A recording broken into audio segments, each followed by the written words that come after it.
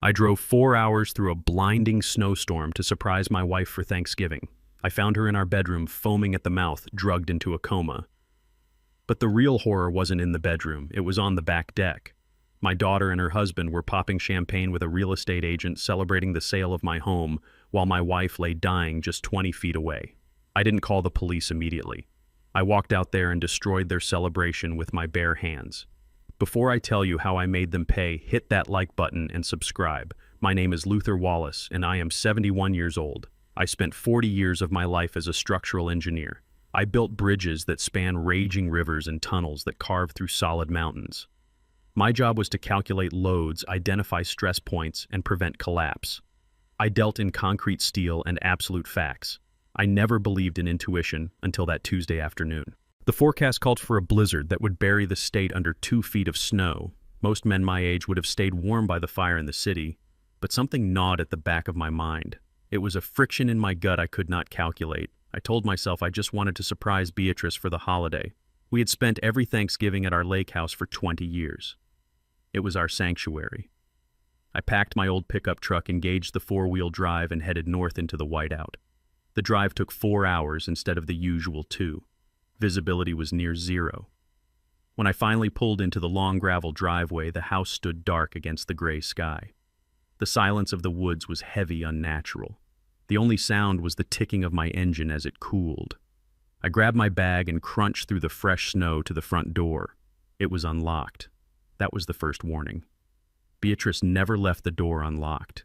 She was meticulous about security. I stepped inside, shaking the snow from my coat. The house was cold. The thermostat had been turned down. "Beatrice," I called out. My voice echoed in the hallway. No answer. I walked toward the master bedroom. A strange, sour smell hit me before I even reached the door. It was the smell of sickness. I pushed the door open and felt my heart stop in my chest. Beatrice was lying on the bed, still wearing her nightgown from the day before. Her breathing was shallow and ragged, a terrible rattling sound that filled the room. I rushed to her side. Her skin was clammy and cold. There was dried white foam at the corner of her mouth. Her eyes were half open but rolled back in her head, seeing nothing. "Beatrice," I said, shaking her shoulders. "Baby, wake up!" She groaned, a low, guttural sound of distress.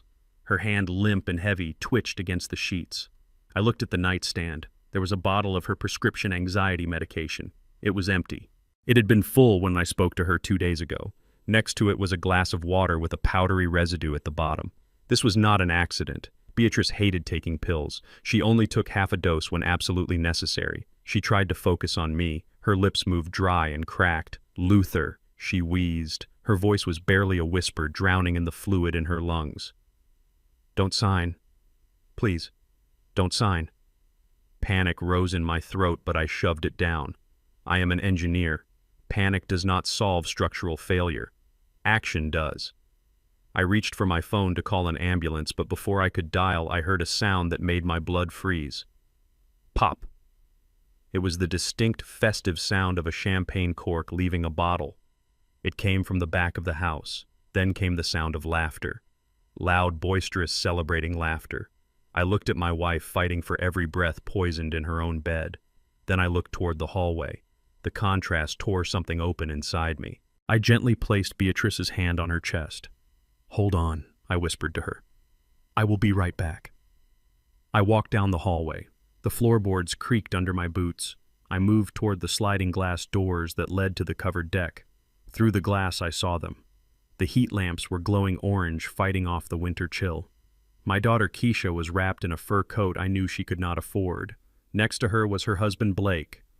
He was a tall white man with a smile that looked like it had been bought from a catalog. He was holding a crystal flute of bubbling champagne. Sitting across from them was a woman I recognized immediately, Victoria Stone, the most aggressive real estate agent in the county. They were toasting. I slid the door open.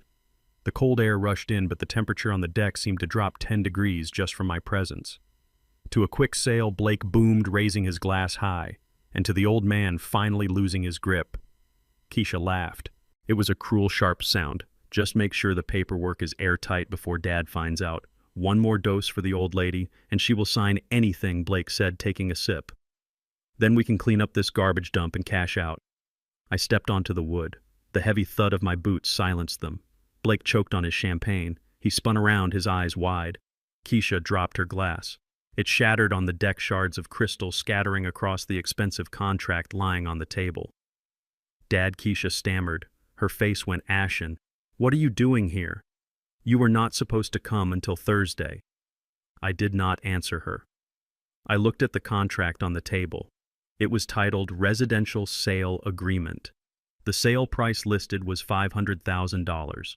The house was worth $1.2 million. They were selling it for scraps. They were selling my life, my memories, and my wife's sanctuary for quick cash. I looked at Blake. He recovered from his shock quickly. He always did. He smoothed his designer jacket, a smirk returning to his face. "Well," Luther Blake said, setting his glass down, "you are early. We were just handling some business for you. Since Beatrice is indisposed." "Indisposed," I repeated. The word tasted like ash. "My wife is inside, foaming at the mouth, possibly dying from an overdose, and you call it indisposed." "She is just sleeping," Blake said dismissively. "She took a nap. Old people sleep a lot." "Look, Luther, we are celebrating. We found a buyer for this money pit. Victoria here has a cash offer." He picked up the bottle of champagne to pour another glass, as if my presence were a minor annoyance.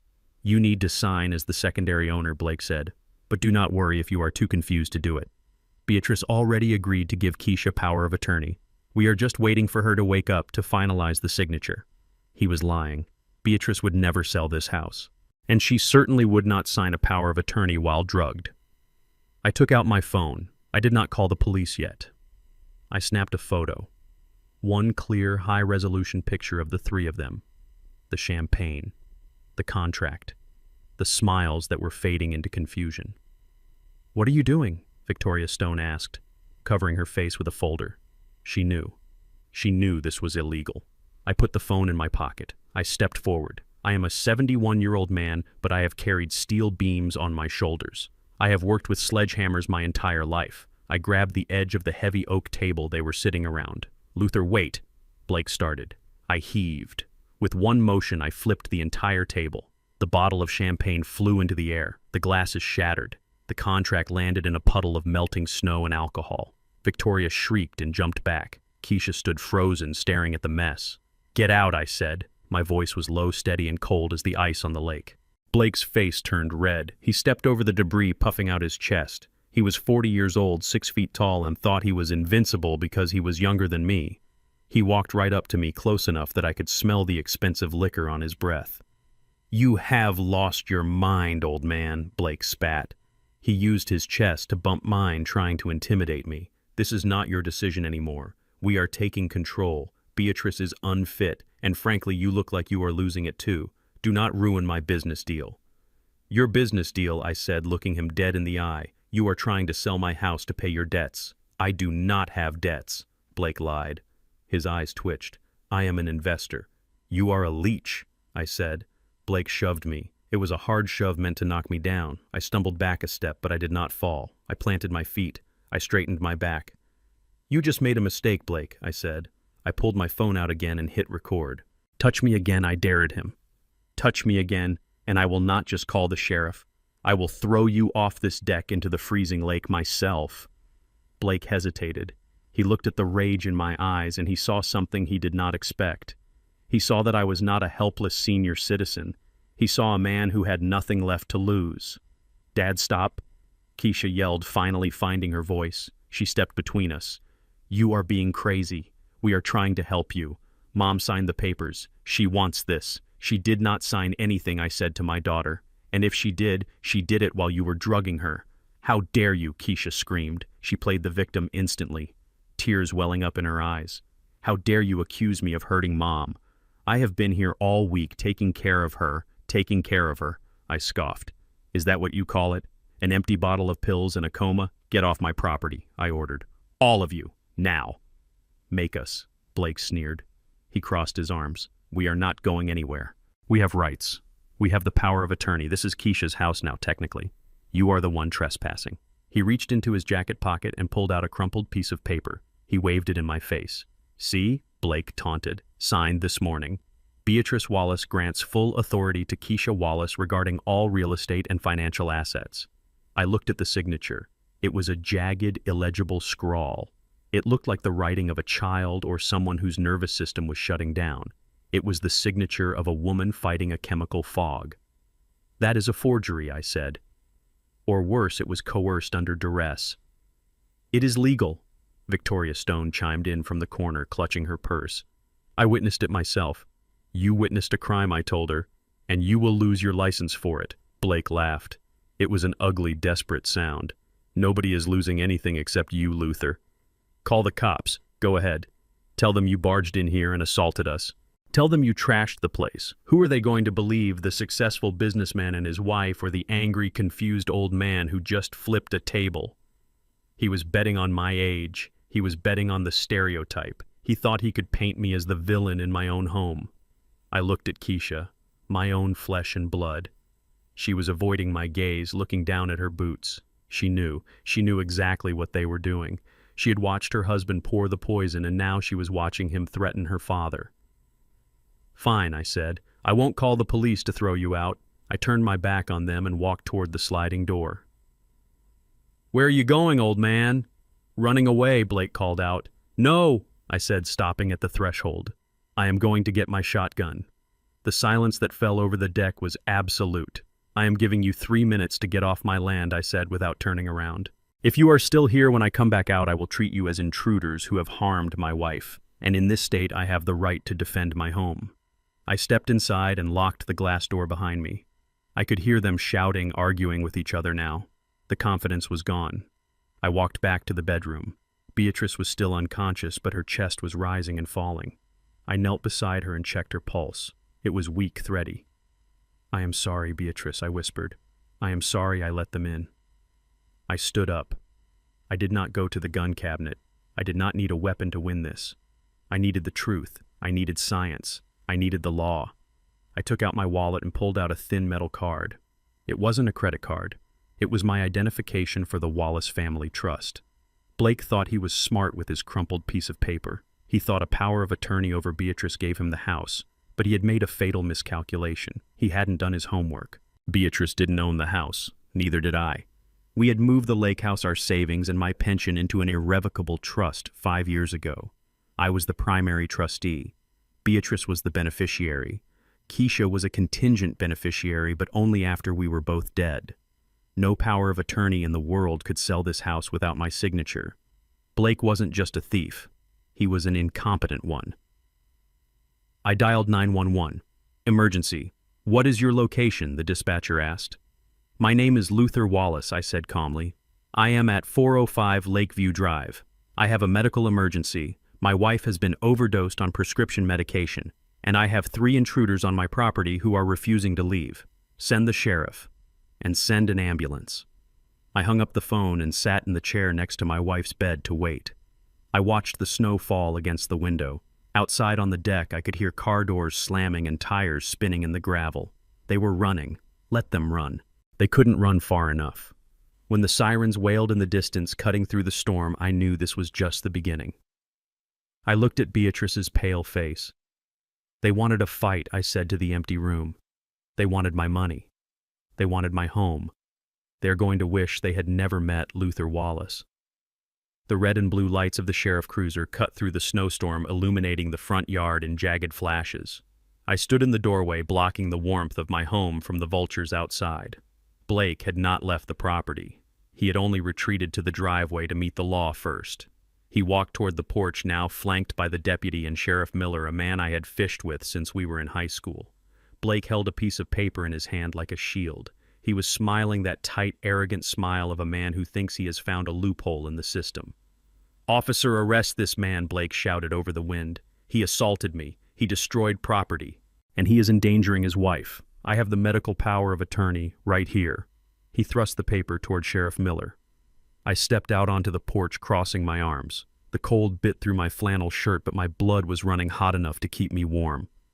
I looked at the document in Blake's hand. Even from 5 feet away under the flickering porch light, I could see the signature at the bottom. It was a jagged, terrified scrawl. Beatrice had beautiful cursive handwriting. She had won awards for penmanship in grade school. That scratch on the paper was not her signature. It was the mark of a woman whose nervous system was shutting down under the weight of sedatives. "This is a legal document," Victoria Stone added, stepping out from behind Blake. She adjusted her glasses, trying to look professional despite the snow melting in her hair. "I represent the buyer. We have a signed agreement for the sale of this property for $500,000. The funds are in escrow. If Mr. Wallace prevents this sale, he will be liable for breach of contract and damages. $500,000. The number hung in the cold air. My house sat on 3 acres of prime lakefront land. I had built the reinforced retaining wall myself. I had reinforced the foundation with steel piles. The appraisal last year was $1.2 million. They were selling it for less than half its value. This was not a sale. It was a liquidation. It was a fire sale to pay off a debt so large they could not wait for market value." I looked at Victoria. "You are selling $1 million home for $500,000 in cash. That is not a real estate transaction. That is a robbery with paperwork. It is a quick sale for cash liquidity," Blake snapped. Beatrice agreed to it. "She knows we need to diversify the family assets." "Diversify," I repeated. "Is that what you call it when you steal from the elderly?" Sheriff Miller stepped up the stairs. His boots were heavy on the wood. He looked at me, then at the broken glass on the deck, then at Blake. "Luther is your wife." "Okay," Miller asked. He did not ask if I assaulted anyone. He knew me. He knew I did not throw punches unless I had a reason. "She is unconscious, Jim," I said, using his first name. I called the paramedics. "They are 5 minutes out. These people drugged her." "That is a lie." Keisha screamed. She came running from the car, her face streaked with mascara tears. It was a performance. I had seen her do this since she was 16 years old whenever she wanted money for a new phone or a car. "Daddy is lying. Mom took her sleeping pills because she has a migraine. He is just mad because Mom put me in charge. He is getting old, Sheriff. He forgets things. He gets violent. Look at the table he flipped." She pointed to the wreckage on the deck. She was trying to paint me as the senile, angry black man. She was using the very stereotypes I had fought against my entire career as an engineer to discredit me in my own home. Sheriff Miller took the paper from Blake. He shone his flashlight on it. "This looks like a standard power of attorney," Miller said. He looked up at me, his eyes apologetic. "Luther, if Beatrice signed this, and if she is incapacitated right now, Keisha has the legal right to make decisions for her, including who stays in the house." Blake puffed his chest out. "Exactly. And we want him removed. He is a threat to her safety. We are selling the house tonight. The new owner takes possession immediately." I felt a flash of memory. 10 years ago, Blake had come to me crying in my study. He had lost $50,000 day trading stocks. He was going to lose his car. He was going to lose his apartment. Beatrice had begged me to help him. She said he was family. She said everyone deserves a second chance. I wrote that check. I saved him. And now he was standing on my porch using a forged signature to kick me out of the house I built with my own hands. I did not move. I did not shout. I reached into my back pocket and pulled out my wallet. My fingers, thick and calloused from years of handling rebar, found the thin metal card I always carried. "Jim," I said to the sheriff, "you can read that paper all night. It does not matter." "What do you mean it does not matter?" Blake spat. "It is a legal document. It does not matter." I said, my voice dropping an octave, because Beatrice does not own this house. Blake froze. Keisha stopped crying instantly. "What?" Keisha whispered. I handed the metal card to Sheriff Miller. It was the certificate of trust for the Wallace family irrevocable trust. 5 years ago, I continued looking straight at Blake. I moved the deed of this house, our savings accounts, and my pension into a trust. I am the sole trustee. Beatrice is the primary beneficiary. She has the right to live here, but she does not have the right to sell it. Neither do I, not without a board review. And certainly not you. I took a step closer to Blake. "You did not do a title search, did you, Blake? You were so desperate for that cash that you just assumed the house was in her name. You assumed you could bully a sick woman into signing a paper and walk away with $500,000. Blake's face turned the color of the snow. He snatched the power of attorney back from the sheriff and looked at it as if it had betrayed him. "That is impossible," Blake stammered. "We checked the public records. You checked the tax records," I corrected him. "Which lists the residents. You did not check the deed registry." Sheriff Miller looked at the trust card, then back at Blake. "Mr. Wallace is right," Miller said. "If the house is in a trust, this power of attorney cannot be used to sell it. And since Luther here is the trustee, he decides who is allowed on the property." Keisha let out a sound that was half scream, half sob. But we promised the buyer. We already spent the deposit. You spent money you did not have, I said coldly. That sounds like a personal problem. Sheriff Miller turned to Blake and Keisha. Folks, you need to leave. Mr. Wallace has asked you to vacate the premises. The paramedics are pulling in now and they need room to work. Victoria Stone, the realtor, did not say a word. She simply turned around, got into her luxury SUV, and drove away, leaving her client standing in the cold. She knew a lost cause when she saw one. Blake did not move. He stood there shaking. It was not from the cold. It was from a rage so pure and ugly it distorted his handsome face into something demonic. He had lost. The money was gone. The debt collectors were waiting. And he had no one to blame but his own incompetence. This is not over, Blake hissed. He stepped forward, invading my personal space. You think you are so smart, you old bastard? You think you can hoard all this money while your family starves, you selfish, stingy old man? You people always hold on to everything until you die. You people. He did not say the slur, but it hung in the air heavy and toxic. He was a white man who had married into a black family, spent our money, eaten our food, and lived under our roof, but deep down he had always felt superior. He had always felt that our wealth was an accident and that he deserved it more. I looked at Keisha. She heard it too. She heard her husband insult her father, her race, and her heritage in one breath. But she said nothing. She just stared at the ground, defeated by her own greed. Sheriff Miller put a hand on his holster. That is enough, son. Get in your car. Blake turned to leave, but he stopped. He looked at the coat rack by the door where they had hung their expensive jackets when they arrived. I want my coat, Blake said. It is freezing out here. I looked at the coats. Keisha's faux fur and Blake's designer wool trench coat were hanging inside the warm foyer.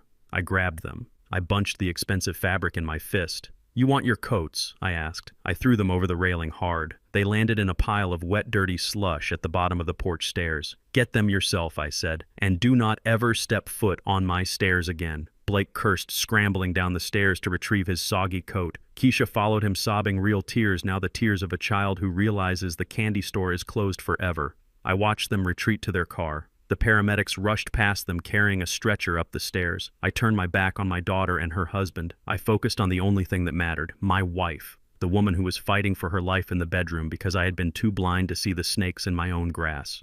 As the ambulance doors closed, I knew the war was far from over. I had won the battle for the house. But now I had to find out why they were so desperate.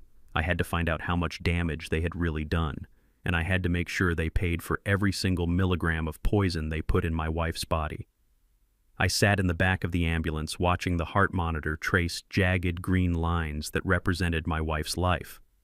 The vehicle swayed violently as the driver navigated the unplowed mountain roads. Every bump sent a jolt of panic through my chest. I have stood on suspension bridges during hurricanes and never felt fear like this. Beatrice lay strapped to the gurney. Her skin was the color of ash. The oxygen mask fogged with each shallow, rattling breath. Suddenly, the rhythm on the monitor changed. It went from a slow beep to a frantic, erratic drumming. Beatrice arched her back. Her limbs began to thrash against the restraints. She was seizing. The paramedic shouted something to the driver and injected a clear liquid into her IV line. I tried to reach for her hand, but the paramedic pushed me back. He told me to stay seated. I gripped the metal bench until my knuckles turned white. I am a man who fixes things. If a beam cracks, I reinforce it. If a foundation sinks, I shore it up. But I could not fix this. I watched the woman who had slept beside me for 40 years convulse under the fluorescent lights. I watched her fight a war against a chemical enemy I could not see. I felt a tear run down my face. It was hot and angry. I wiped it away. I needed to be strong. I needed to be sharp. When the seizing stopped, Beatrice went limp. She looked smaller than I had ever seen her. I leaned forward and took her cold hand in mine. I squeezed it 3 times. It was our secret signal. It meant, I love you. She did not squeeze back. The siren wailed outside, a lonely sound in the snowstorm, screaming at the world to get out of the way, because Beatrice Wallace was dying. The waiting room at the county hospital smelled of antiseptic and stale coffee. I paced the linoleum floor. I counted the tiles, 14 across, 20 down, 280 tiles. I was calculating the load-bearing capacity of the floor joists just to keep my mind from snapping. After an hour that felt like a decade, the double doors swung open. A doctor walked out. He looked exhausted. He was young, maybe 35, with tired eyes. He looked at his clipboard and then at me. "Mr. Wallace," he said. I stopped pacing. I stood straight. "Tell me," I said. He gestured for me to sit, but I refused. "I take bad news standing up." The doctor took a deep breath. "Your wife is stable for now," he said. We managed to stop the seizures and stabilize her heart rate. But we found something disturbing in her toxicology screen. I felt a cold knot tighten in my stomach. "What did you find?" I asked. "We found high levels of benzodiazepines in her system," the doctor said. "It is a powerful sedative." But that is not all. We also found a blood alcohol concentration of 0.2. That is more than double the legal limit.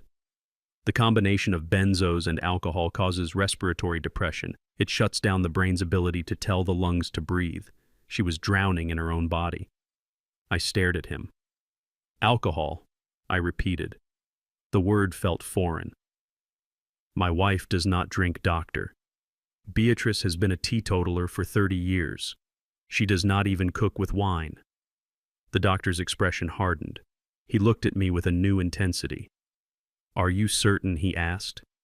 "I am absolutely certain," I said. My voice was low and dangerous. "If there is alcohol in her system, someone put it there." The doctor nodded slowly. He closed the metal folder of his clipboard with a snap. "That changes everything," he said. "An overdose of pills could be an accident or confusion. But forcing alcohol into a non-drinker alongside sedatives implies intent. Mr. Wallace, this is not a medical mishap, this is poisoning. I am legally required to notify the police." I looked at the doctor. "Do it," I said. "Call them now. Call the detectives. I want everything documented. I want the blood samples preserved. Do not throw anything away." He nodded and turned to walk back to the nurse's station. I watched him go. My hands were shaking not from fear, but from a rage so pure it felt like lava in my veins. They didn't just want her asleep. They wanted her dead. I heard her before I saw her. Keisha's voice echoed down the hospital corridor, loud and demanding. She was putting on a show. "Where is my mother?" she screamed. "I demand to see my mother." I stepped out of the waiting room and stood in the middle of the hallway. Keisha came rounding the corner with Blake trailing behind her. She had changed her clothes, but she still wore the same desperate, greedy expression. When she saw me, she stopped. Her eyes narrowed. "Dad," she said, marching toward me. "The doctors called me. They said she is stable. We are transferring her." I stood my ground. "Transferring her where?" I asked. "To a private facility," Keisha said quickly. "Blake has a friend who runs a high-end clinic in the city. They will take better care of her than this public dump. We need to get her out of here now." I knew exactly what she was doing. A private clinic meant private doctors. It meant NDAs. It meant losing the chain of custody on the blood samples. She wanted to move Beatrice to a place where they could control the narrative and bury the evidence of the alcohol and pills. "You are not moving her an inch," I said. I crossed my arms over my chest. Keisha stepped into my personal space. She was hysterical, her hands flying. "I am her daughter," she yelled. "I have rights. That power of attorney is still valid until a judge says otherwise. I am taking my mother out of here." She reached for the door handle of the ward. I moved faster than a man my age should move. I grabbed her wrist. It was the same wrist she used to pour champagne while her mother lay dying. I squeezed it hard enough to make her gasp. "Do not touch that door," I said. "Let go of me," she shrieked. She tried to pull away, clawing at my hand with her manicured nails. Blake stepped forward, puffing up his chest again. "Hey, get your hands off her," he shouted. I shoved Keisha back. She stumbled into Blake and they both nearly fell. I stood in the doorway filling the frame. My shoulders were broad from a lifetime of labor. I looked at the security guard who was running down the hall. "Officer," I called out, "these people are suspects in an attempted murder investigation regarding the patient in room 304. They are not allowed entry." Keisha's jaw dropped. "Murder," she whispered. The word hung in the air. I looked at my daughter, the little girl I had carried on my shoulders, the woman who had just tried to kill my wife for a real estate commission. "You are not a daughter anymore, Keisha," I said. "You are a suspect, and if you try to enter this room again, I will not just block you, I will break you." The security guard arrived breathless. He looked at my face, then at the terrified look on Keisha and Blake. He saw who was protecting the patient and who was the threat. "Folks, you need to leave," the guard said to them. Keisha looked at me one last time. There was no love in her eyes, only fear. They turned and ran. I watched them go. I knew they were running to destroy evidence, but I was already 2 steps ahead of them. I sat in the plastic chair in the corner of the waiting room. The air conditioning hummed a low, monotonous drone that grated against my nerves. Most people in my position would be pacing the floor or weeping into their hands. I did neither. I sat perfectly still. I opened my heavy-duty laptop on my knees. It was a machine built for construction sites, thick and rugged with a battery that could last for days. For 40 years, I calculated the load-bearing capacity of suspension bridges. I looked for microscopic stress fractures in concrete that could eventually bring down 1,000,000 tons of steel. I know how things break. People think buildings collapse suddenly without warning. They do not. They fail slowly over time. A hairline crack here, a rusted bolt there. The collapse is just the final loud symptom of a disease that started long ago in silence.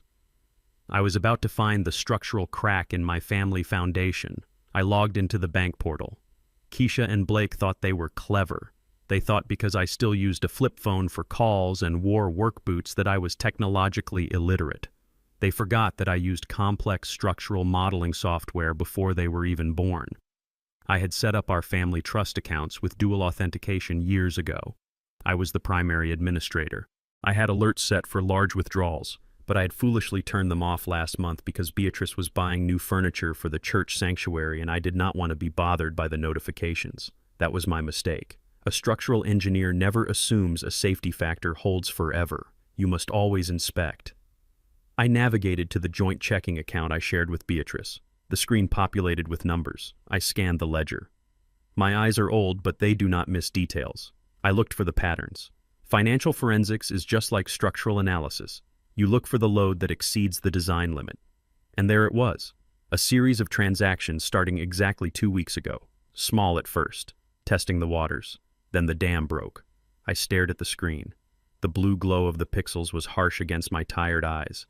The transaction history was a roadmap of betrayal. November 10th, $500 to an online sportsbook. Beatrice did not watch sports. She certainly did not bet on them. November 11th, $2,000 to the same site. November 12th, $5,000. I scrolled down. The dates accelerated. The amounts grew larger. It was a spiral of addiction and desperation.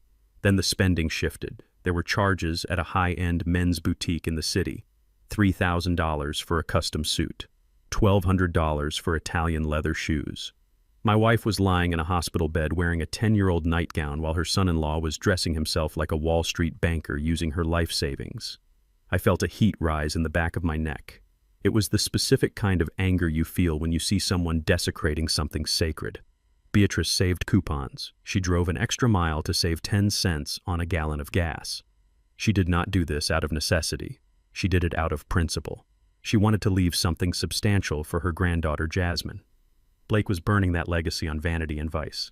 I clicked on the credit card statement. It was maxed out. They had raised the limit without my authorization. How did they do that? I remembered Keisha asking for her mother's social security number last month to help with Medicare paperwork. It was a lie. She used it to verify the identity for the bank. I pulled out my notepad and a pen. I started writing down every fraudulent charge. I added them up column by column. The calculator on my screen displayed the final number, $41,250. In 10 days, they had bled her dry. They bad not just drugged her to sell the house.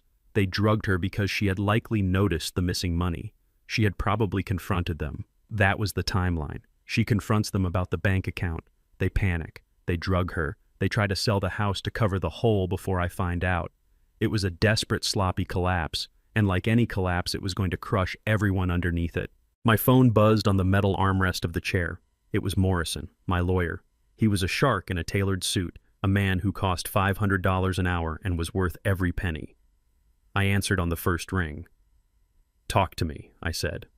Luther Morrison said. His voice was grim. "We ran the background check on Blake like you asked. It is worse than we thought. Tell me," I said. "He is not a tech investor," Morrison said. "He is not even from this state. His real name involves a hyphen and a sealed juvenile record in Illinois. He ran a Ponzi scheme in Chicago 3 years ago.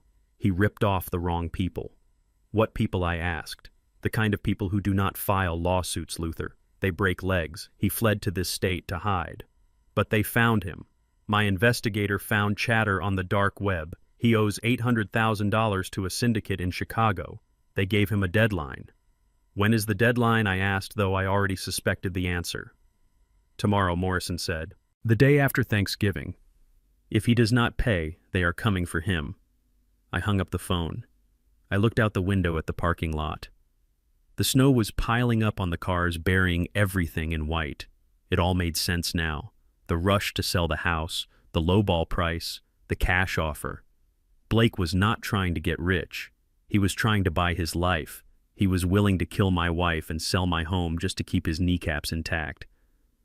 I closed my laptop. I was not dealing with a greedy relative anymore.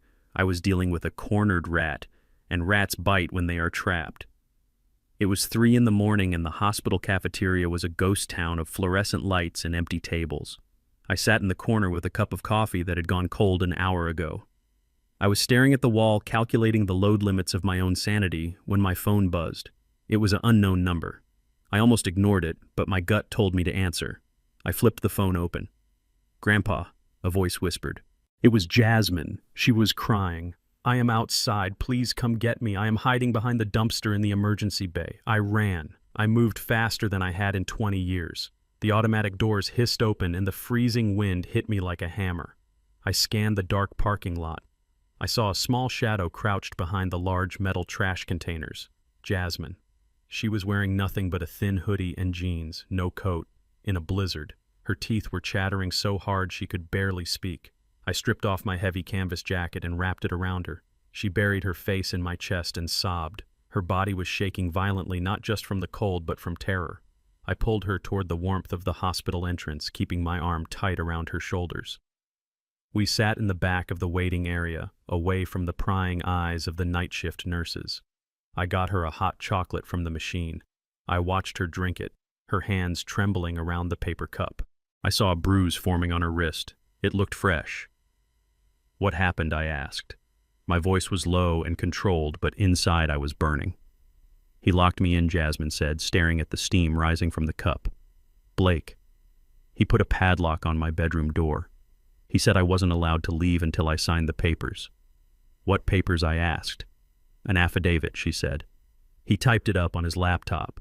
"It said that I saw you hitting Grandma. It said that you have a history of dementia and violence. He wanted me to sign it so they could show it to the judge tomorrow. He said if I didn't sign it, he would send me to a foster home. He said he would tell them I was on drugs and that you were supplying me." I looked at my granddaughter. She is a straight-A student. She volunteers at the animal shelter. She has never touched a drug in her life. Blake was projecting his own filth onto her. "Where was your mother?" I asked. I needed to know. "She was in the kitchen," Jasmine whispered. "She was drinking wine. She heard him yelling at me. She heard him drilling the lock into my door. She just turned up the music, Grandpa. She didn't do anything." That broke me. A mother protecting her child is a fundamental law of nature like gravity. Keisha had broken that law. She chose a thief over her own blood. "How did you get out?" I asked. "I climbed out the window," she said. "We are on the 2nd floor. I had to jump from the ledge to the dumpster. I think I twisted my ankle." I looked down. Her ankle was swollen. She had jumped 12 feet into the snow to escape her own father.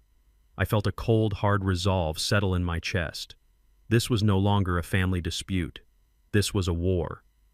Jasmine reached into the pocket of her hoodie. She looked around nervously as if Blake might jump out from behind a vending machine. "I stole something," she said. "Before he locked me in, his phone was charging on the kitchen counter, not his regular phone.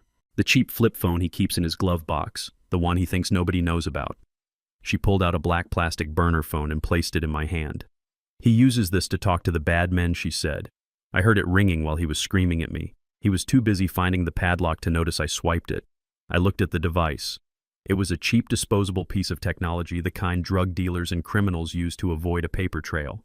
It was heavy in my hand, heavy with potential. I opened it. It wasn't password protected. Arrogance is a structural flaw. Blake assumed he was smarter than everyone else. He assumed his 19-year-old stepdaughter was too scared to fight back. I navigated to the text messages. There was only one thread. The contact was saved as Chicago. I started reading. The messages went back 3 months. They painted a picture of a man drowning in debt and looking for a life raft made of human misery. "Where is the money?" Blake one message read. "You are out of time. Need 2 more weeks," Blake had replied. "The old woman is sick. She is going fast. She better go fast," the reply said. "Or you go fast." I scrolled down to yesterday. The timestamp was 2 hours before I arrived at the lake house. "It is happening today," Blake wrote. "She took the cocktail. She will be out cold by noon. I have the realtor coming at 1. We sign the papers, I get the cash deposit, and I wire you the first installment tonight." The cocktail. He admitted to dosing her. He admitted to the timing. But the next message was the one that stopped my heart. "What if she wakes up?" the loan shark asked. "She won't," Blake replied. "And even if she does, she won't last the week. The dosage is cumulative. Her liver is already failing. She is dead walking. I will sell the house right after the funeral." I stared at the small glowing screen. The words blurred for a second, then snapped into razor-sharp focus. She won't last the week. They hadn't just given her too many sleeping pills to knock her out for a signature. They had been poisoning her systematically. They were counting on liver failure. They had calculated the depreciation of my wife's life against the interest rate of a gambling debt. This was premeditated murder. It was written right here in black and white pixels. I looked up at the hospital clock. It was 4 a.m. Beatrice was in a room 3 floors above us, hooked up to machines that were filtering her blood, fighting a battle we didn't even know she was in until today. "They calculated her death date," I whispered. Jasmine looked at me. Her eyes were wide and red-rimmed. "Grandpa," she said, "is Grandma going to die?" "Not today," I said, "and not by their hands." I closed the phone and put it in my shirt pocket, buttoning the flap. It sat against my chest like a shield. This was the nail in the coffin. This was the evidence that would put Blake in prison for the rest of his life. And Keisha. My daughter knew. She had to know. You don't listen to your husband talk about funerals and sales contracts without knowing the timeline. I looked at Jasmine. She was shivering again, the adrenaline wearing off, leaving only exhaustion and trauma. She was a child who had lost her home, her parents, and her safety in one night. And she had risked everything to bring me the weapon I needed. I pulled her into a hug, my arms strong from years of lifting steel wrapped around her fragile frame. I held her tight, trying to squeeze the fear out of her. "You did good, Jasmine," I said into her hair. "You did so good," she cried into my shirt. "I am sorry, Grandpa. I am sorry I didn't tell you sooner. I was scared." "Do not apologize," I said firmly. "You are the bravest Wallace in this family right now." I looked over her shoulder at the dark hospital corridor. My grief was gone. My shock was gone. What was left was a cold, mathematical precision. I was an engineer. I knew how to dismantle things. I knew how to find the keystone and pull it out to bring the whole structure crashing down. Blake and Keisha were a faulty structure. They were built on rot and lies. And I was going to be the demolition crew. I released Jasmine and looked her in the eye. "We are going to go upstairs," I said.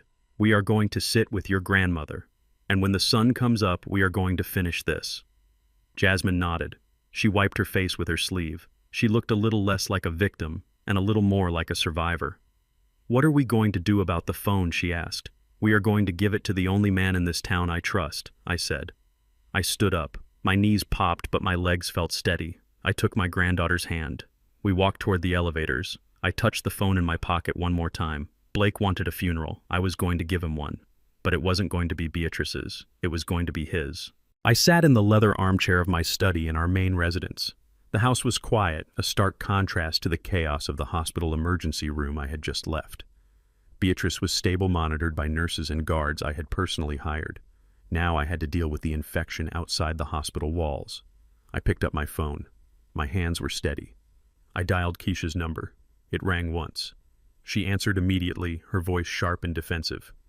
"What do you want now, Dad?" she asked. "Are you calling to threaten us again with your shotgun?" I took a deep breath, forcing my voice to sound weary. I forced it to crack just enough to sound like a 71-year-old man who was broken and tired. "I am done fighting Keisha," I said.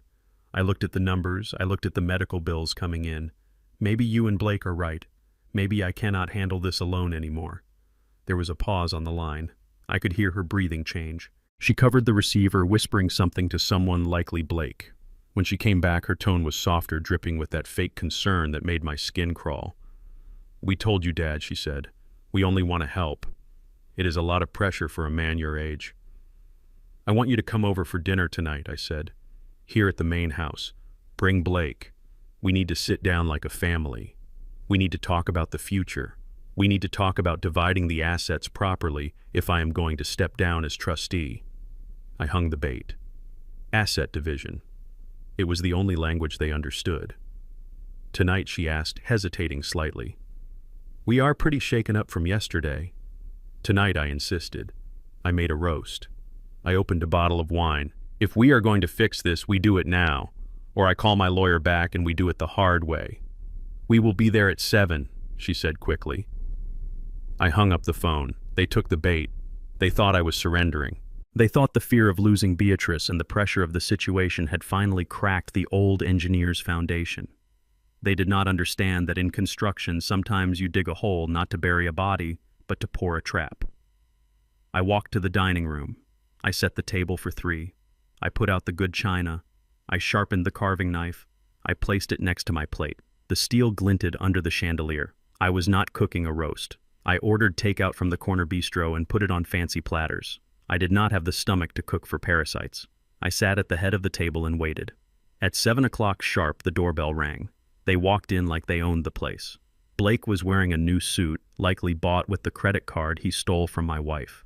He carried a bottle of wine that I knew cost less than $10. He had a swagger in his step, the confidence of a man who thinks he has won the lottery. Keisha walked in behind him, clutching her designer bag. She looked around the foyer, her eyes assessing the furniture, probably calculating how much it would fetch at an auction. "Thank you for coming," I said, gesturing to the dining room. "Sit." We sat. The air in the room was thick enough to choke on. I poured the wine Blake had brought. It smelled like vinegar. I filled his glass to the brim. I filled Keisha's. I poured water for myself. So Luther Blake started unbuttoning his jacket as he sat down. "I am glad you came to your senses. It was getting ugly back there at the lake. We forgive you, of course. Stress does crazy things to people." He picked up his fork and stabbed a piece of meat. He did not wait for grace. He did not wait for me. "I just want to know the plan," I said quietly. "If I hand over control, what is the strategy?" Blake's eyes lit up. He chewed quickly and swallowed. "It is all about leverage, Luther," he said, waving his fork in the air.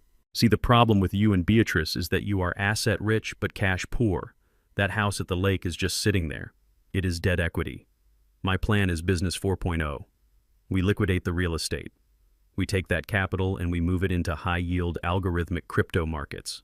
He was using buzzwords he had probably heard on a podcast. Algorithmic crypto markets. It meant nothing. It was smoke. "I have a contact in the city." Blake continued, his voice rising with excitement. "He is developing a new platform, guaranteed 20% returns monthly. We dump the $1 million from the house into that, and in a year, we have tripled the family wealth. Keisha and I will manage the portfolio. You and Beatrice can go to a nice assisted living facility in Florida. You won't have to worry about a thing." I listened. I watched his mouth move. I watched the greed shine in his eyes. He was talking about gambling my life's work on a scam because he was desperate. Keisha nodded along, playing the role of the visionary's wife. "It really is the best option, Dad," she said. "Blake is so smart with money. You built bridges, sure, but the economy has changed. You need modern thinking. We just want to make sure you and Mom are comfortable. We were so hurt when you accused us of hurting her." I cried all night. She wiped a non-existent tear from her cheek. I looked at her. My daughter. The woman I taught to ride a bike. The woman whose tuition I paid. She was sitting there eating my food, telling me that the man who poisoned her mother was a financial genius. I gripped my water glass under the table. I squeezed it until I felt the glass start to flex. I wanted to reach across the table and shake the life out of him. I wanted to scream. But I held it in. Tension is useful energy if you direct it. "Is that right?" I asked. 20% returns. And this contact in the city, does he have a name? Blake hesitated for a fraction of a second. "It is a private equity group," he said, "very exclusive. I cannot drop names yet, but I have the prospectus right here." He reached into his jacket pocket and pulled out a folded brochure. He slid it across the table. It was a printout from a website. It looked like something a high school student made. I did not look at it. I looked at him. "It sounds like you have it all figured out, Blake," I said. "You seem very eager to get that cash, almost like you were on a deadline." Blake stopped chewing. He laughed a nervous hacking sound. "Business moves fast, Luther. You snooze, you lose." I reached into my own pocket. I did not pull out a checkbook. I did not pull out the trust documents. I pulled out a small black plastic flip phone. I placed it gently on the table right next to the wine bottle. The silence that followed was instantaneous. It was the silence of a bomb tech cutting the wrong wire. Blake froze. His fork hovered halfway to his mouth. His eyes locked onto the cheap burner phone. He recognized it. Of course he recognized it. It was his lifeline. It was his secret. "What is that?" Keisha asked, looking confused. She looked from the phone to Blake, then back to the phone. I reached out with one finger and tapped the screen. It lit up. There was a new text message on the display. It had arrived 10 minutes ago while Blake was bragging about algorithmic markets. I had read it before they walked in. I spun the phone around so they could both read the screen. The message was short. It was from the contact saved as Chicago. It read, "You missed the payment window, Blake. We know where your father-in-law lives. We are sending a crew." Blake made a sound like a dying animal. His hand spasmed. The fork clattered onto his fine china plate with a sound like a gunshot. The piece of meat flew onto the white tablecloth, leaving a greasy stain. "Where did you get that?" Blake whispered. His face went from flushed to ghostly pale in a heartbeat. The sweat broke out on his forehead instantly. Keisha leaned forward and read the text. Her eyes went wide. She grabbed Blake's arm. "Blake, what is this?" she demanded. "Who is Chicago? What payment window?" I leaned back in my chair. I crossed my arms. The mask was gone. The tired old man was gone. The engineer was back. "This is your business plan, Blake," I said coldly. "This is your business 4.0.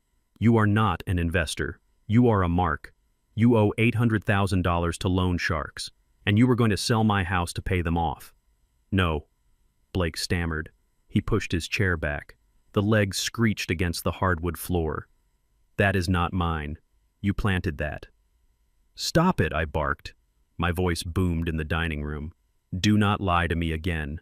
My granddaughter gave me that phone. She took it from your car while you were busy locking her in her bedroom." Keisha gasped. She looked at her husband with horror, not because he was a criminal, but because he had been caught. "Jasmine gave it to you," Keisha whispered. "Yes," I said. "Because she has more integrity in her little finger than you two have in your entire bodies." Blake looked at the phone, then at the door. He was calculating the distance. He was realizing that the walls were closing in. The phone buzzed again on the table. The vibration rattled the silverware. Another message appeared on the screen. "Send the money now or the old man bleeds first." I looked at Blake. "They are coming for me, Blake," I said. "Because of you." Blake stood up. He knocked his chair over. "We have to go," he said to Keisha. "We have to go right now." "Sit down," I ordered. "I am leaving." Blake shouted. He was panicking. He was a rat in a burning cage. "You can leave," I said calmly. "But my lawyer already sent a copy of these texts to the FBI and the local police. And the men coming for you, they are not looking for me. They are tracking the GPS on that phone." I pointed at the burner phone sitting on my dining table. "And right now that phone says you are here." Blake looked at the phone as if it were a radioactive isotope. He lunged for it. He grabbed it off the table and threw it against the wall. It shattered into pieces. "You crazy old fool," Blake screamed. "You led them right to us." I picked up my wine glass. I took a sip of water. "I didn't lead them anywhere, Blake. You did. I just set the table. You destroyed the phone, Blake, but you cannot destroy the data cloud." I reached under the table and pulled out a thick manila envelope that my lawyer Morrison had couriered to the house an hour before dinner. I tossed it onto the white tablecloth. It landed with a heavy thud right between the spilled wine and the fine china. "What is this?" Keisha asked, her voice trembling. She was looking at her husband with wide, terrified eyes, but Blake refused to look at her. He was staring at the envelope like it was a bomb. "Open it, Keisha," I said. "Read the first page." She reached out with a shaking hand and slid the papers out. I watched her face as she read. I watched the confusion turn to disbelief and then to horror. It was a forensic accounting report of Blake's activities over the last 3 years. It detailed every loan, every gamble, and every lie. This says I took out a loan for $200,000, Keisha whispered. She looked up at me. Dad, I never took out a loan. I have a 700 credit score. I am careful. Keep reading, I said. Look at the date. Look at the signature. She flipped the page. She gasped. It was a digital copy of a loan agreement from a predatory lending firm in Nevada. The interest rate was 60%. The signature at the bottom was hers, but it was clearly forged. The notary stamp belonged to a woman who had been dead for 2 years. He stole your identity, Keisha, I said, my voice flat and hard. He used your social security number, your maiden name, and your credit history to secure bridge loans when his own credit tanked. You do not just have a husband with debt. You are the debt. You owe $200,000 to criminals, and you did not even know it until right now. Keisha turned to Blake. She held the paper up her hand, shaking so violently it made a rattling sound. Tell me this is a mistake, Blake, she pleaded. Tell me Dad is lying. Tell me you did not do this to me. Blake did not answer. He was breathing hard, his eyes darting around the room looking for an exit that did not exist. He maxed out your cards first, I continued relentlessly. Then he took out a second mortgage on your condo in the city. Then when he ran out of legal options, he went to the sharks using your name as collateral. Why do you think he was so desperate to sell the lake house, Keisha? He was not trying to build a crypto empire. He was trying to pay off the bounty on your head before they came to collect it. You monster, Keisha screamed. The sound tore through the dining room. You told me you were protecting our future. You told me you were handling the finances because you were better at math. You were stealing from me. You were drowning me. She stood up, knocking her chair backward. She threw the papers in his face. I trusted you, she wailed. I helped you drug my mother because I thought we were partners. I thought we were building something. And you were just using me as a shield, Blake snapped. The pressure vessel finally burst. He stood up and slapped the papers away, his face contorted into a mask of pure ugliness. He was done pretending to be the suave businessman. He was done pretending to be the loving husband. The rat had turned into a wolf. Shut up, you stupid woman, Blake roared. He grabbed Keisha by the shoulders and shook her hard. Do not act innocent now. You liked the clothes, didn't you? You liked the dinners. You liked pretending you were high society. Where did you think the money came from, Keisha? Did you think it fell from the sky? I thought you were working, Keisha sobbed, trying to push him away. Working. Blake laughed, a cruel barking sound. I was hustling. I was keeping us alive while you played house. And you were useless, Keisha. Absolutely useless. He shoved her backward. She stumbled against the sideboard, knocking over a vase. I married you for one reason, Blake spat, stepping toward her. I married you because you said your parents were loaded. You said your dad was a big-shot engineer with millions in the bank. You said your mom was soft and easy to manipulate. But you could not even close the deal, could you? He pointed a finger in her face, poking her hard in the forehead with every word. You could not get the money, he shouted. You could not get the signature. You could not even handle your own mother without screwing it up. You are a parasite, Keisha. Parasite. A useless, whining parasite who does not know how to extract value from her own assets. I saw the realization hit Keisha like a physical blow. He had never loved her, not for a second. She was just another mark. She was just another bridge he planned to burn once he crossed it. I hate you, Keisha screamed. She lunged at him, clawing at his face. Her nails raked down his cheek, leaving red lines. Blake roared in pain and anger. He grabbed her by the throat. He lifted his fist. He was going to beat her. He was going to hurt my daughter right there in my dining room in front of my eyes. He pulled his arm back, his eyes black with violence, ready to strike her down. Click. The sound was small, but in the silence of the room it sounded like a cannon shot. It was the mechanical sound of a safety being disengaged. Blake froze. His fist hovered in the air. He looked past Keisha to the head of the table. I was standing. In my right hand, resting steady on the white tablecloth, was my Colt 1911. It is a heavy gun made of steel and history. I have owned it for 30 years. I kept it clean, I kept it oiled, and right now it was pointed directly at the center of Blake's chest. Let her go, I said. My voice was not loud. It did not need to be. It was the voice of a man who knows exactly how much pressure it takes to pull a trigger. Blake's eyes went wide. He looked at the gun, then at me. He slowly lowered his fist. He released Keisha's throat. She collapsed to the floor, gasping for air, holding her neck. Are you crazy? Blake whispered. You are going to shoot me. I am not crazy, Blake, I said. I am protecting my home. In this house we do not hit women, and we do not threaten family. You are threatening me, he said, raising his hand slowly. No, I said. I am establishing order. You came into my house, you ate my food, you insulted my lineage, and now you try to beat my daughter. That stops now. I gestured with the barrel of the gun. Sit down, I ordered. Blake hesitated. Sit down, I barked. He sat. He collapsed into his chair like a puppet whose strings had been cut. He was sweating profusely now. The arrogance was gone, replaced by the primal fear of a man facing consequences for the first time in his life. Keisha. Get up, I said to my daughter. Sit in your chair. Keisha pulled herself up. She was shaking uncontrollably. She sat down opposite her husband, wrapping her arms around herself. She looked at me with terror, but also with something else. Gratitude. For the first time in years, she looked at me and saw her father, not an ATM. I kept the gun on the table. I kept my hand on the grip.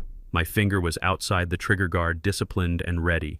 We are going to finish this dinner, I said. And you are going to listen to what is going to happen next. This is not a negotiation. This is a sentencing hearing, and I am the judge. The heavy oak door to my study creaked open behind me, slicing through the tension in the dining room like a cold draft. Blake jumped in his seat, his eyes darting from the gun on the table to the shadow emerging from the hallway. He thought we were alone. He thought this was just a family dispute that could be solved with yelling and violence. He was wrong. I do not enter a structural failure zone without a safety team. Morrison stepped into the light. My lawyer was a man who looked like he was carved out of granite and dressed in a $3,000 suit. He held a thick leather briefcase in one hand and a stack of legal documents in the other. He did not look at Blake or Keisha. He looked at the gun on the table, then at me. Safety on Luther Morrison, said his voice calm and deep. I will take it from here. I engaged the safety on the Colt and slid it back toward me, but I did not put it away. Blake stared at Morrison.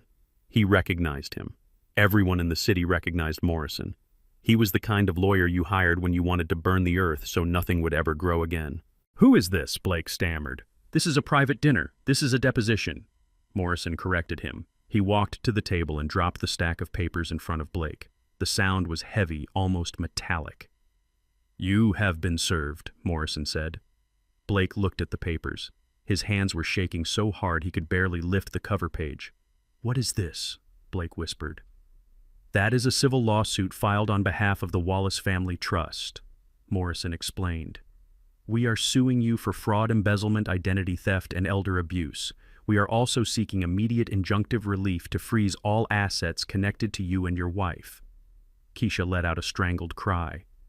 Freeze our assets, she asked. But we do not have any assets.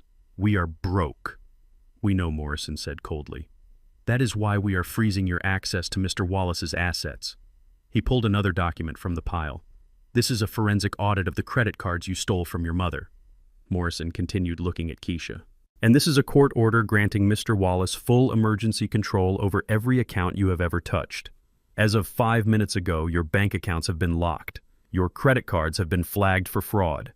You cannot buy a pack of gum in this city without a red flag going up at the district attorney's office. You cannot do that, Blake shouted, standing up again. I have rights. You have the right to remain silent, Morrison shot back, and I suggest you use it because right now I am the only thing standing between you and a federal indictment. Blake looked at me. He looked for the father-in-law he had manipulated for years. He saw only a wall. You set us up, Blake hissed. You invited us here to ambush us. I invited you here to settle the ledger, I said. You wanted to talk about finances. So let us talk. You owe me $41,000 for the theft from Beatrice. You owe me $50,000 for the loan I gave you 10 years ago, which I am now calling in with interest. And you owe me for the pain and suffering of my wife. I pointed at the papers. Sign the acknowledgement of receipt, I said. I am not signing anything, Blake spat. Morrison smiled. It was not a nice smile. It does not matter if you sign, Morrison said. You have been served in the presence of a witness, and the clock is ticking. Suddenly the room was bathed in flashing red and blue lights coming from the driveway. The silence shattered. What did you do? Keisha screamed, running to the window. Why are the police here? I stood up. I picked up my gun and holstered it at my hip. "They are not here to arrest you yet," I said. "They are here for asset recovery." I walked to the front door and opened it. Sheriff Miller was standing there again, but this time he wasn't alone. He was accompanied by a tow truck driver and 2 deputies. The massive tow truck was already backing up to the Mercedes G-Wagon parked in my driveway, the SUV that Keisha drove. The SUV she loved more than she loved her own daughter. "Hey, stop that," Blake yelled, running out the door past me. "That is my car. You cannot touch that." Sheriff Miller stepped in front of Blake, his hand resting on his belt. "Step back, son," Miller warned. "We are executing a repossession order. That car belongs to Luther Wallace Construction," I said, stepping out onto the porch. "I bought it 5 years ago as a company vehicle. I let Keisha drive it as a favor." Keisha ran out into the cold. She was not wearing a coat. "No, Dad, please," she begged, grabbing my arm. "I need that car. It is my image. It is all I have." "It is company property," I said, pulling my arm away. "And you are not an employee. You never were." I looked at the tow truck driver. "Hook it up," I ordered. The driver nodded and started lowering the boom. The sound of chains rattling was the only music Keisha deserved. Sheriff Miller turned to Blake and Keisha. "I also need you to turn over any and all keys to properties owned by Mr. Wallace," Miller said. "That includes the lake house, the main residence, and any keys to his vehicles." Blake looked at me with pure hatred. He reached into his pocket and pulled out a keychain. He threw it on the ground at my feet. "Take them," he spat. "I do not want anything from you." "Everything," I said. Miller stepped forward. "Empty your pockets, Blake." Blake froze. He looked at the sheriff, then at me. "Do it," Miller said, his voice hardening. Blake reached into his jacket. He pulled out a wallet. "Open it," Miller commanded. Blake opened the wallet. "Remove the credit cards," Miller said. "Specifically the American Express and the Visa ending in 4092. "Those are my cards," Keisha cried. "They are supplementary cards on my account," I corrected her. "And I am revoking your privileges." Blake pulled the cards out. He handed them to Miller. Miller handed them to me. I took a pair of shears from my pocket, the ones I used for gardening, and cut the cards in half right there on the porch. The plastic snapped with a satisfying crunch. Keisha watched the pieces fall into the snow. She looked like she was watching her own limbs being amputated. "My phone," she whispered. "You pay the bill for my phone." "I do," I said. I took my own phone out and dialed the service provider. I had the number on speed dial. "Cancel the lines ending in 5501 and 5502, I said into the receiver. "Yes, effective immediately. Lost or stolen. Thank you." Keisha's phone, which she was clutching in her hand, went dark. The screen didn't turn off, but the signal bars vanished. She was disconnected. She was offline. For a woman like Keisha, that was a fate worse than death. "You are stripping us," Blake said, his voice trembling with rage. "You are leaving us with nothing." "I am leaving you with exactly what you earned," I said. "Nothing." The tow truck engine roared. The Mercedes lifted into the air, its alarm chirping once before falling silent. The driver secured the chains. "Get off my property," I said. Sheriff Miller pointed to the end of the driveway. "You heard him," Miller said. "Move along." "But we do not have a car," Keisha wailed. "How are we supposed to leave?" "Walk," I said. Blake looked at the long, dark driveway. It was a mile to the main road. The snow had stopped falling, but the ground was covered in ice. The temperature was dropping. "You cannot do this," Blake said. "It is freezing." "You should have thought about that before you tried to kill my wife," I said. I turned around and walked back into the house. Morrison followed me. Sheriff Miller stayed on the porch watching them to make sure they left. I stood by the window in the dining room watching them. They stood in the driveway, bathed in the harsh security lights. They looked small. They looked pathetic. Blake turned on Keisha. I could not hear the words through the double-paned glass, but I saw the body language. He was screaming at her. He was waving his arms, pointing at the house, then at her. He was blaming her. He was blaming her for not securing the money. He was blaming her for his debts. He was blaming her for his own incompetence. Keisha was crying, reaching out for him, trying to grab his arm. She was begging him. She was terrified of being alone. Blake shoved her away. He pushed her hard enough that she slipped on the ice and fell to her knees. He did not help her up. He spat on the ground next to her. Then he turned and started walking. He walked down the driveway, his expensive leather shoes slipping on the snow. He buttoned his suit jacket against the wind, but it was flimsy protection. He walked away into the darkness, leaving his wife kneeling in the slush. Keisha watched him go. She screamed his name. I could hear it faintly through the glass. Blake. Blake, come back. He did not look back. He kept walking until the darkness swallowed him. Keisha sat there in the driveway of the home she grew up in, the home she tried to steal. She was alone. Her husband had abandoned her. Her father had rejected her. Her mother was in the hospital because of her. She looked up at the window. She saw me standing there. She raised a hand as if to wave or to beg. I reached out and closed the heavy velvet drapes. I turned back to the room. Morrison was packing his briefcase. "Is it done?" he asked. "It is done," I said. I sat down at the table. The gun was still there. The food was cold. The wine was spilled. I poured myself a glass of water. My hands were finally shaking. Not from fear, but from the adrenaline crash. I had just dismantled my family. I had just thrown my daughter to the wolves. But then I remembered Beatrice's face in the hospital bed. I remembered the foam at her mouth. I remembered the text message on the burner phone. She won't last the week. I took a drink of water. It tasted clean. They made their choice, I said to the empty room. Now they have to live in the cold. I sat in the dark of my study, illuminated only by the blue light of my laptop screen. It was 2 a.m, but sleep was a luxury I could not afford. My phone buzzed incessantly on the desk.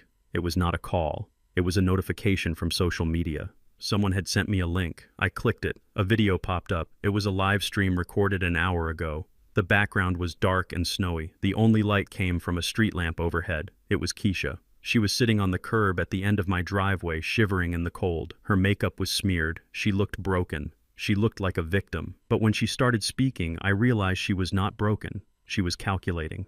"Please help me," Keisha sobbed into the camera lens. "I am homeless. My own father just kicked me out into a blizzard. He took my car. He took my cards. He left me here to freeze." She paused to wipe her nose with the back of her hand. The comments on the side of the screen were scrolling by so fast they were a blur.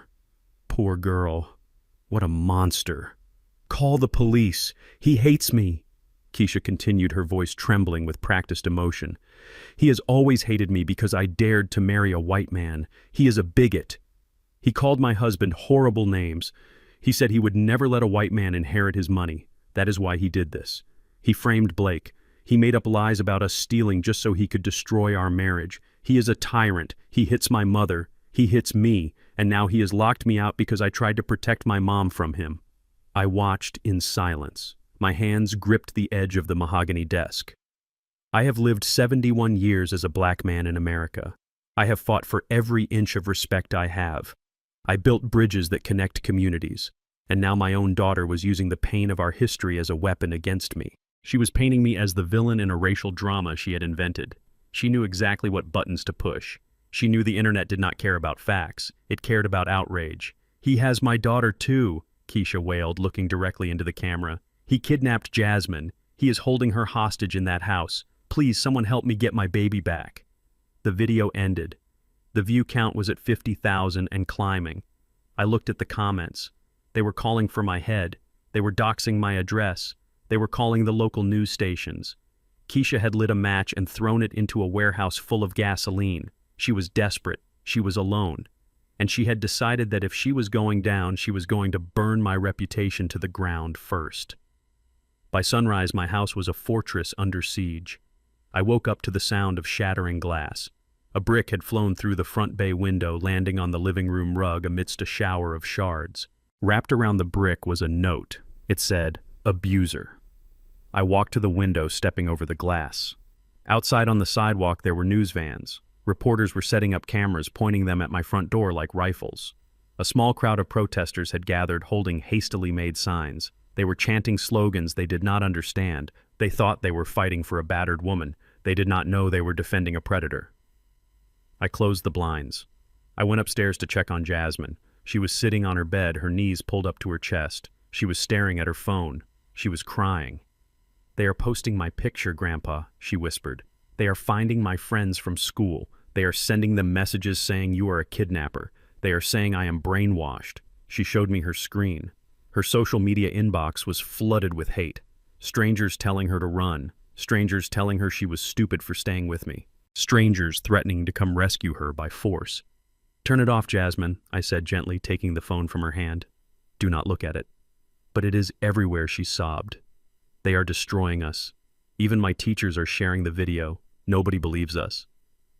Mom looks so sad in the video. She lies so well. I sat on the edge of the bed. I felt the weight of the house pressing down on me. I calculated the load, the public pressure, the legal threat, the danger to my family. It was immense. It was crushing. For a moment I felt a crack in my resolve. Maybe I should have just paid them off. Maybe I should have let them take the money. But then I looked at the bruise on Jasmine's wrist where her father had grabbed her. I thought of Beatrice in the hospital fighting for air. "This is not real, Jasmine," I said.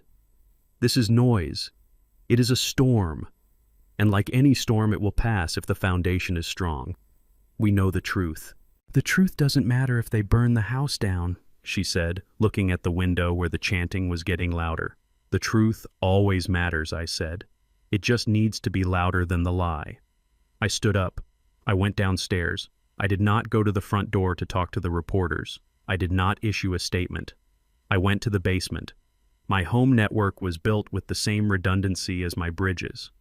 I had a server rack in the utility room that stored terabytes of data.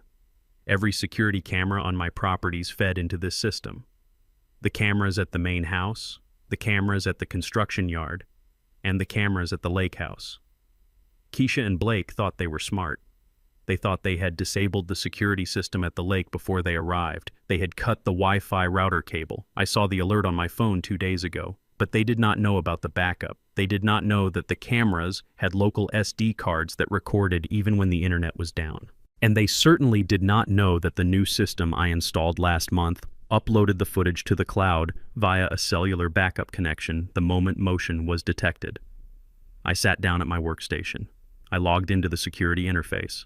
I scrolled back to Tuesday morning. The timestamps flickered on the screen. 10:00 a.m. Blake and Keisha arrive. 10:15 a.m. They enter the house. 10:30 a.m. Kitchen camera. I clicked play. The image was crisp. It was 4K resolution. The audio was crystal clear. There was Beatrice sitting at the kitchen island. She looked tired but alert. She was drinking tea. Blake was standing behind her, rubbing her shoulders. Keisha was at the stove. "Here, Mom," Keisha said, turning around. "I made you some fresh herbal tea. It will help with your headache." She handed Beatrice a mug. Beatrice smiled. She thanked her daughter. She trusted her. I watched my wife take a sip. Then I saw it. The camera angle was perfect. While Beatrice was blowing on the hot tea, Blake reached into his pocket. He pulled out a small vial. He looked at Keisha. Keisha nodded. She deliberately distracted her mother, pointing out something in the snowy yard.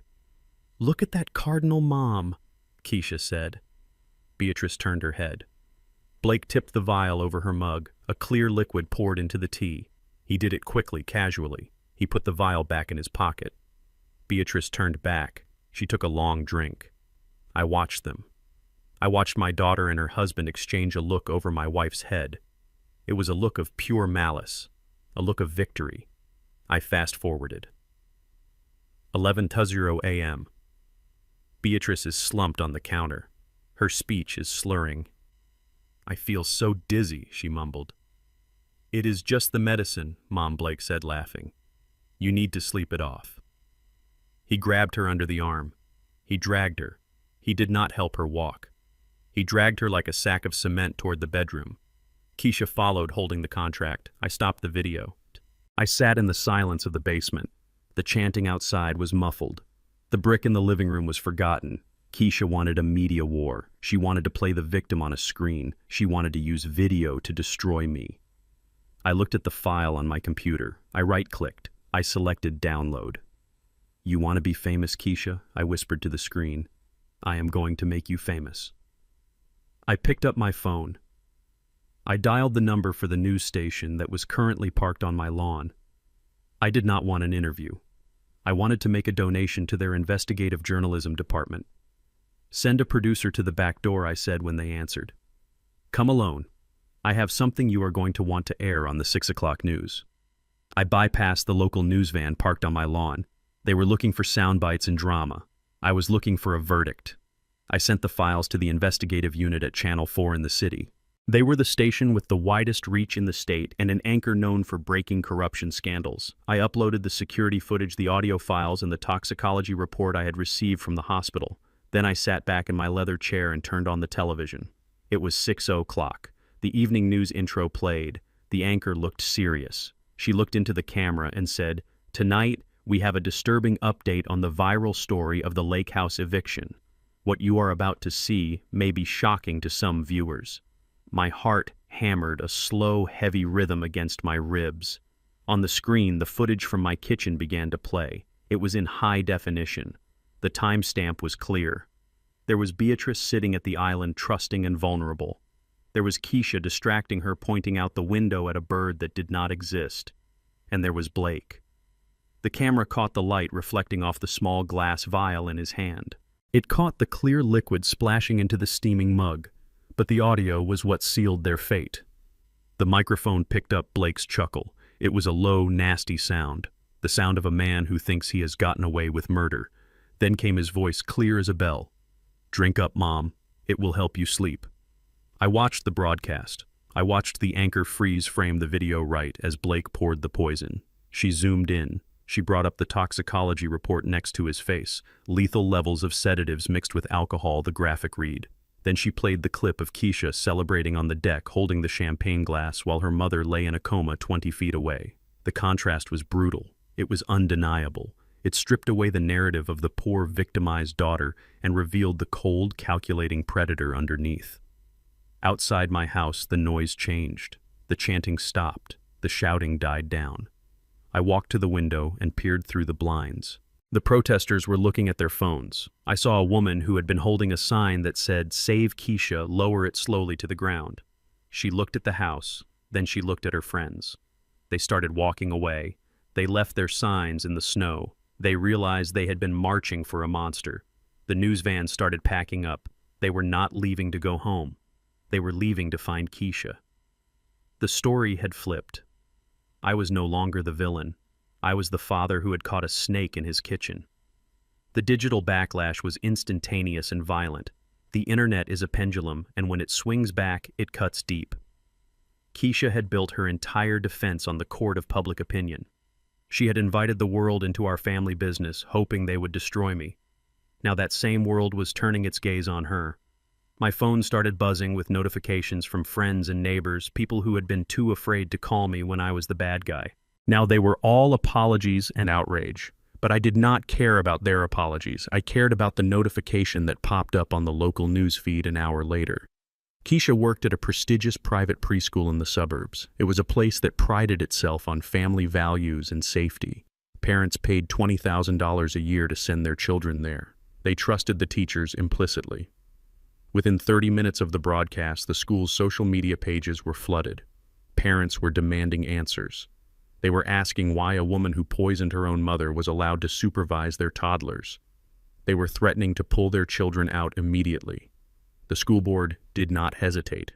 They did not wait for a hearing. They went into damage control mode. Keisha called me at 8:00. She was hysterical. Her voice was so high and frantic I could barely understand her. "Daddy, what did you do?" she screamed. "The headmaster just called me. I am fired. They fired me via email, Dad. They said I violated the morals clause. They said I am a liability.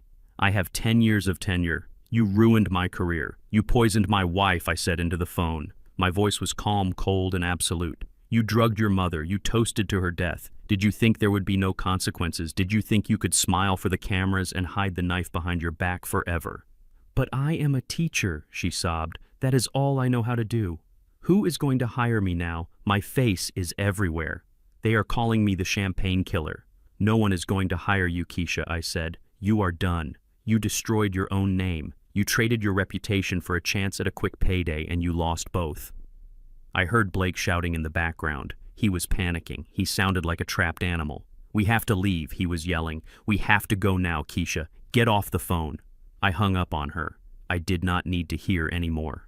I looked at the comments on the news article. Thousands of them. People analyzing her body language in the video, people calling for her arrest, people digging up old photos of her spending money she did not have. The internet was dissecting her life piece by piece. She wanted fame. I gave it to her. Now she was the most famous woman in the state for all the wrong reasons. The most dangerous eyes watching that broadcast were not the parents at the preschool or the neighbors on the street. They were watching from a dark room in Chicago. The syndicate. The loan sharks Blake owed $800,000 to. They did not care about justice. They did not care about morality. They cared about their investment. And tonight they saw their investment evaporate on live television. For weeks, Blake had been stalling them. He had been telling them that the house sale was a done deal. He had told them the old man was senile and the old woman was dying. He had promised them that the moment the deed transferred, he would wire the funds. The news broadcast shattered that lie. It showed the world that I was not senile. It showed that I was fighting back. It showed that the house was tied up in a trust and now a criminal investigation. It showed that there would be no sale. There would be no money. The gold mine was closed. I sat in my study and watched the headlights of a car move slowly down the street. It was a black sedan with tinted windows. It drove past my house, slowing down but not stopping. It was not a news van, it was not a police cruiser. It was a shark circling the water. They knew where I lived, but they also knew I was not the one who owed them money. I was the one who had exposed the debtor. Blake's phone would be ringing right now. Not the burner phone I destroyed, but his real one. Or maybe they wouldn't call. Maybe they would just show up. Blake knew this. That was why he was screaming in the background of Keisha's call. He knew the clock had run out. He wasn't afraid of the police anymore. The police would just put him in a cell. These men would put him in a box. I walked to the window and checked the locks. I activated the perimeter alarm. I was safe. My house was a fortress. But out there in the cold in a cheap motel or his parents' basement, Blake was running out of places to hide. The real hunt had begun. The world thought this was a story about a greedy family. They didn't know it was about to become a story about survival. Blake had invited the devil into our lives to pay his bills. Now the devil was here to collect, and he didn't take checks. The week following the broadcast was a blur of legal maneuvering, but the most persistent annoyance was not the criminal investigation. It was Victoria Stone. The real estate agent who had toasted champagne on my deck while my wife lay dying was not going quietly into the night. She was a woman driven by a hunger for commissions that overrode all human decency. She filed a civil suit against the Wallace Family Trust for breach of contract and loss of income. She claimed she had brought a willing and able cash buyer to the table and that my intervention had cost her a $30,000 commission plus damages for reputational harm. She dragged me into a mediation hearing at a downtown law firm. I walked into the conference room with Morrison. The room was lined with mahogany and smelled of floor wax. Victoria sat at the far end of the long table next to her lawyer, a man who looked like he chased ambulances for a living. Victoria looked tired. Her professional veneer was cracking. The scandal had touched her too, but she was fighting like a cornered badger. She wanted her cut.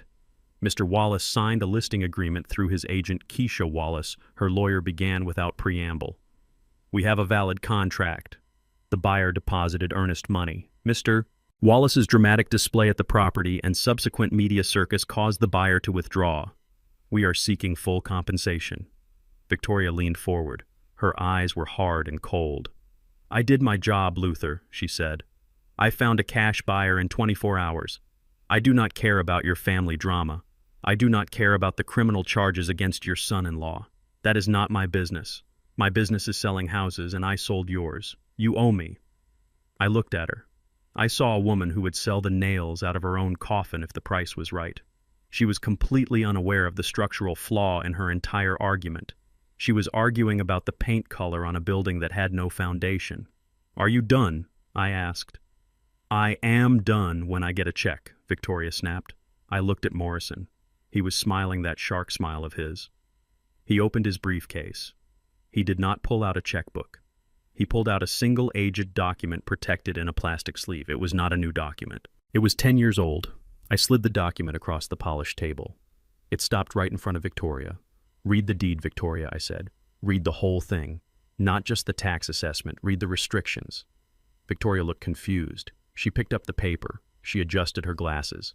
I watched her eyes scan the legal text. I watched the moment she hit the paragraph that mattered. Her face went slack. The color drained out of her cheeks, leaving her looking gray and old. "What is this?" she whispered. 10 years ago, Beatrice was diagnosed with stage 3 ovarian cancer," I said. My voice was steady, but the memory still hurt. The insurance had caps. The experimental treatments were expensive. We needed cash fast, but I refused to mortgage our future to a bank. So I made a deal. I pointed at the document in her hand. I sold the land rights to the State Nature Conservancy, I explained. The lake house sits on a protected watershed. They wanted to ensure no one would ever develop condos on that shoreline. They paid me $600,000 for the development rights.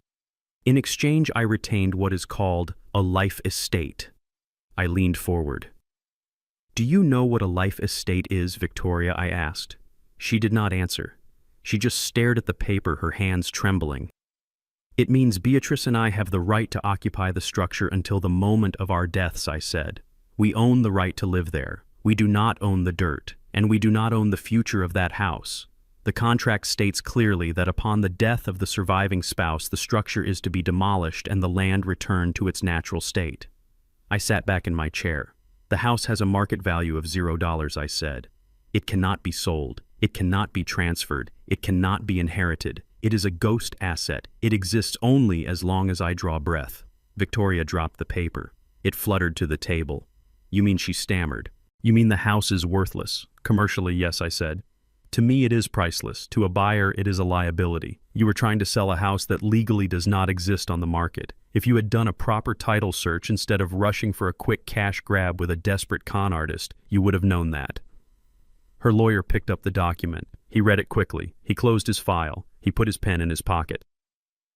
"We are done here," he said to Victoria. "You have no case. You cannot sue for commission on an illegal sale."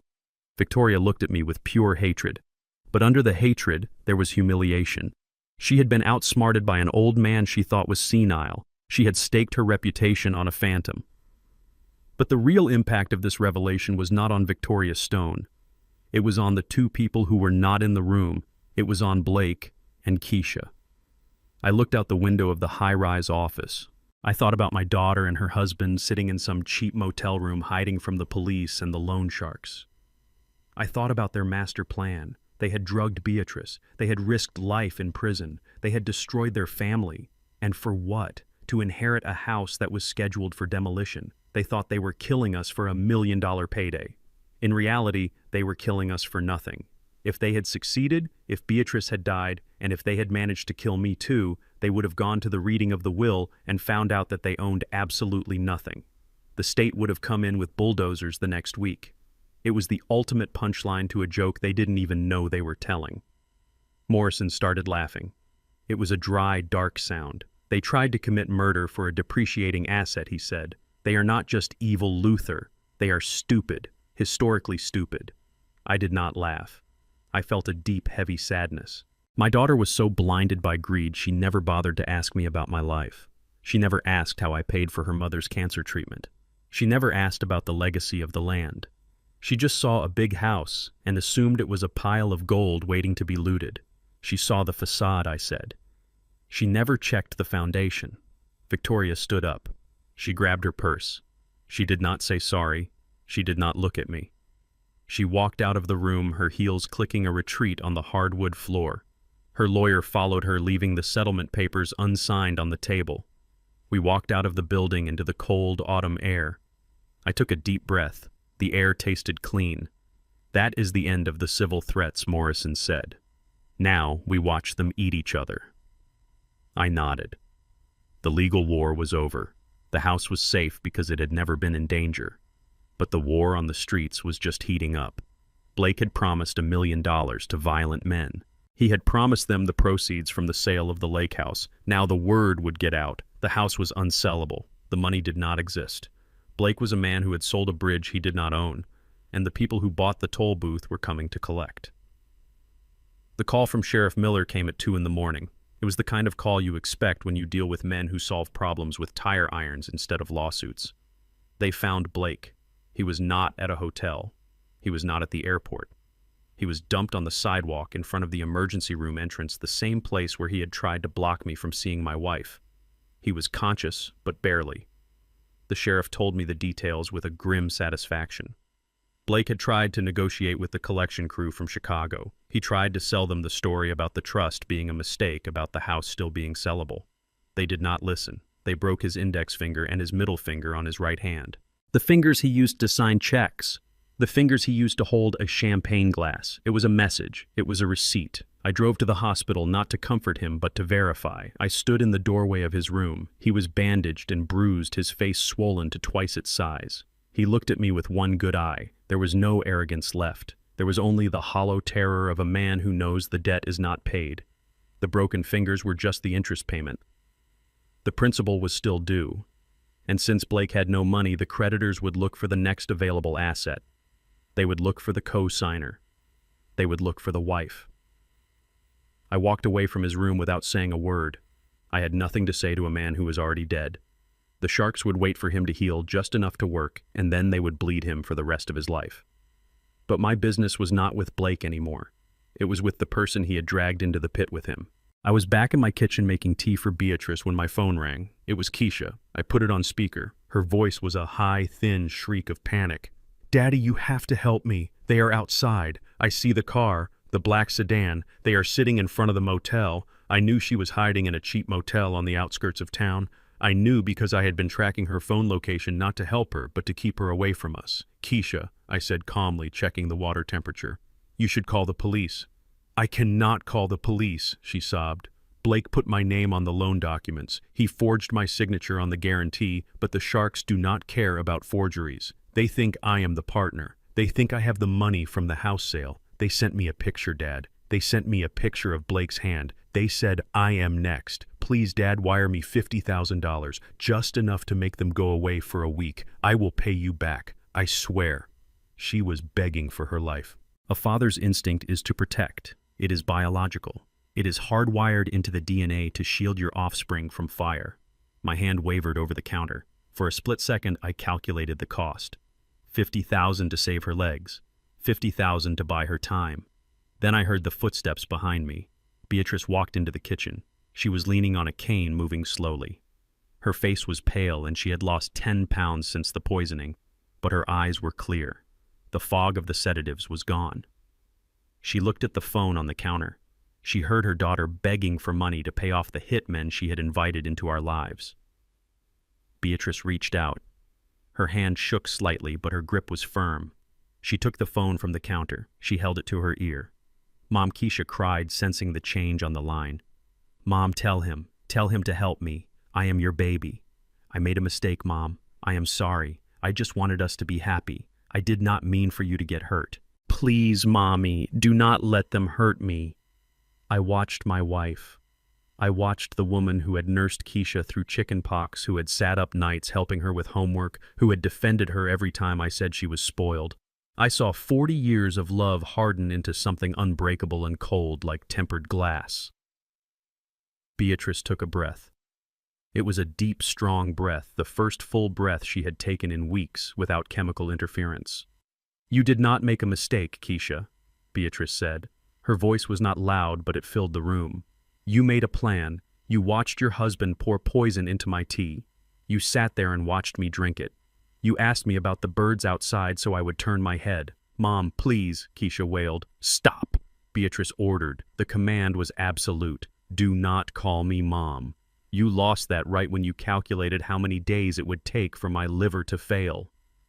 "But they are going to kill me," Keisha screamed. "Then you should have thought about that before you tried to kill me," Beatrice said. I looked at my wife. I saw the pain in her eyes, the terrible grief of a mother cutting off her own limb to save the body. But I also saw dignity. She was reclaiming her life. She was refusing to be the victim. "Mom, please save me," Keisha begged one last time, her voice dissolving into terror. Beatrice looked out the window at the snow covering the garden she had planted. "I do not have a daughter who is a murderer," Beatrice said. She pressed the red button on the screen. The call ended. The silence that rushed back into the kitchen was heavy and final. Beatrice put the phone down on the counter. She did not cry. She looked at me. "Is the tea ready?" she asked. "Yes," I said. I poured her a cup. She took it with both hands, letting the warmth seep into her fingers. We stood there in the quiet of our home, the home they tried to sell, the home they tried to empty. We were alive. We were together. And for the first time in a long time, we were safe. The phone did not ring again. Keisha knew. She knew that the well was dry. She knew that the bridge was burned. She was on her own in the cold with the monsters she had created. And as I watched my wife sip her tea, I knew that justice was not always a gavel in a courtroom. Sometimes justice was simply a dial tone. I thought I had seen the bottom of the barrel when my daughter toasted to my wife's death, but I was wrong. The bottom was much deeper. 2 days after Blake was beaten and hospitalized, Keisha made her final desperate move. She did not run. She did not hide. She walked into the family court and filed an emergency ex parte motion for guardianship over Beatrice. Her argument was a masterpiece of fiction.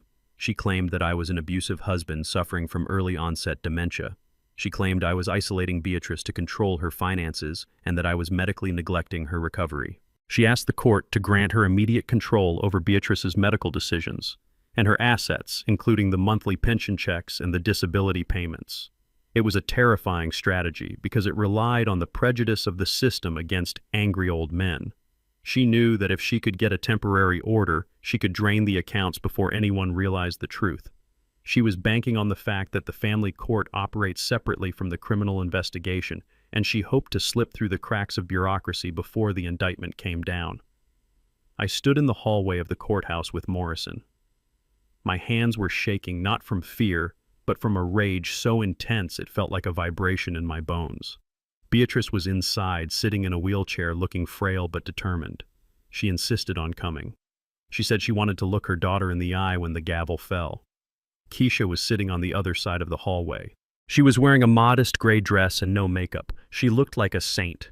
She looked like a concerned daughter fighting for her mother. She refused to look at me. She was staring at her phone, likely checking to see if the loan sharks had sent her another death threat. She was not fighting for custody because she loved her mother. She was fighting for custody because Beatrice was her last human shield. If she controlled Beatrice, she controlled the money. And if she controlled the money, she might live another week. It was survival cannibalism. We walked into the courtroom. The air was stale and cold. The judge was a tired-looking woman who clearly had too many cases and not enough time. Keisha's lawyer stood up. He was a court-appointed attorney, young and aggressive, looking to make a name for himself. He did not know the full story. He only knew what Keisha had told him. He painted a picture of a household of horrors. He described me as a tyrant.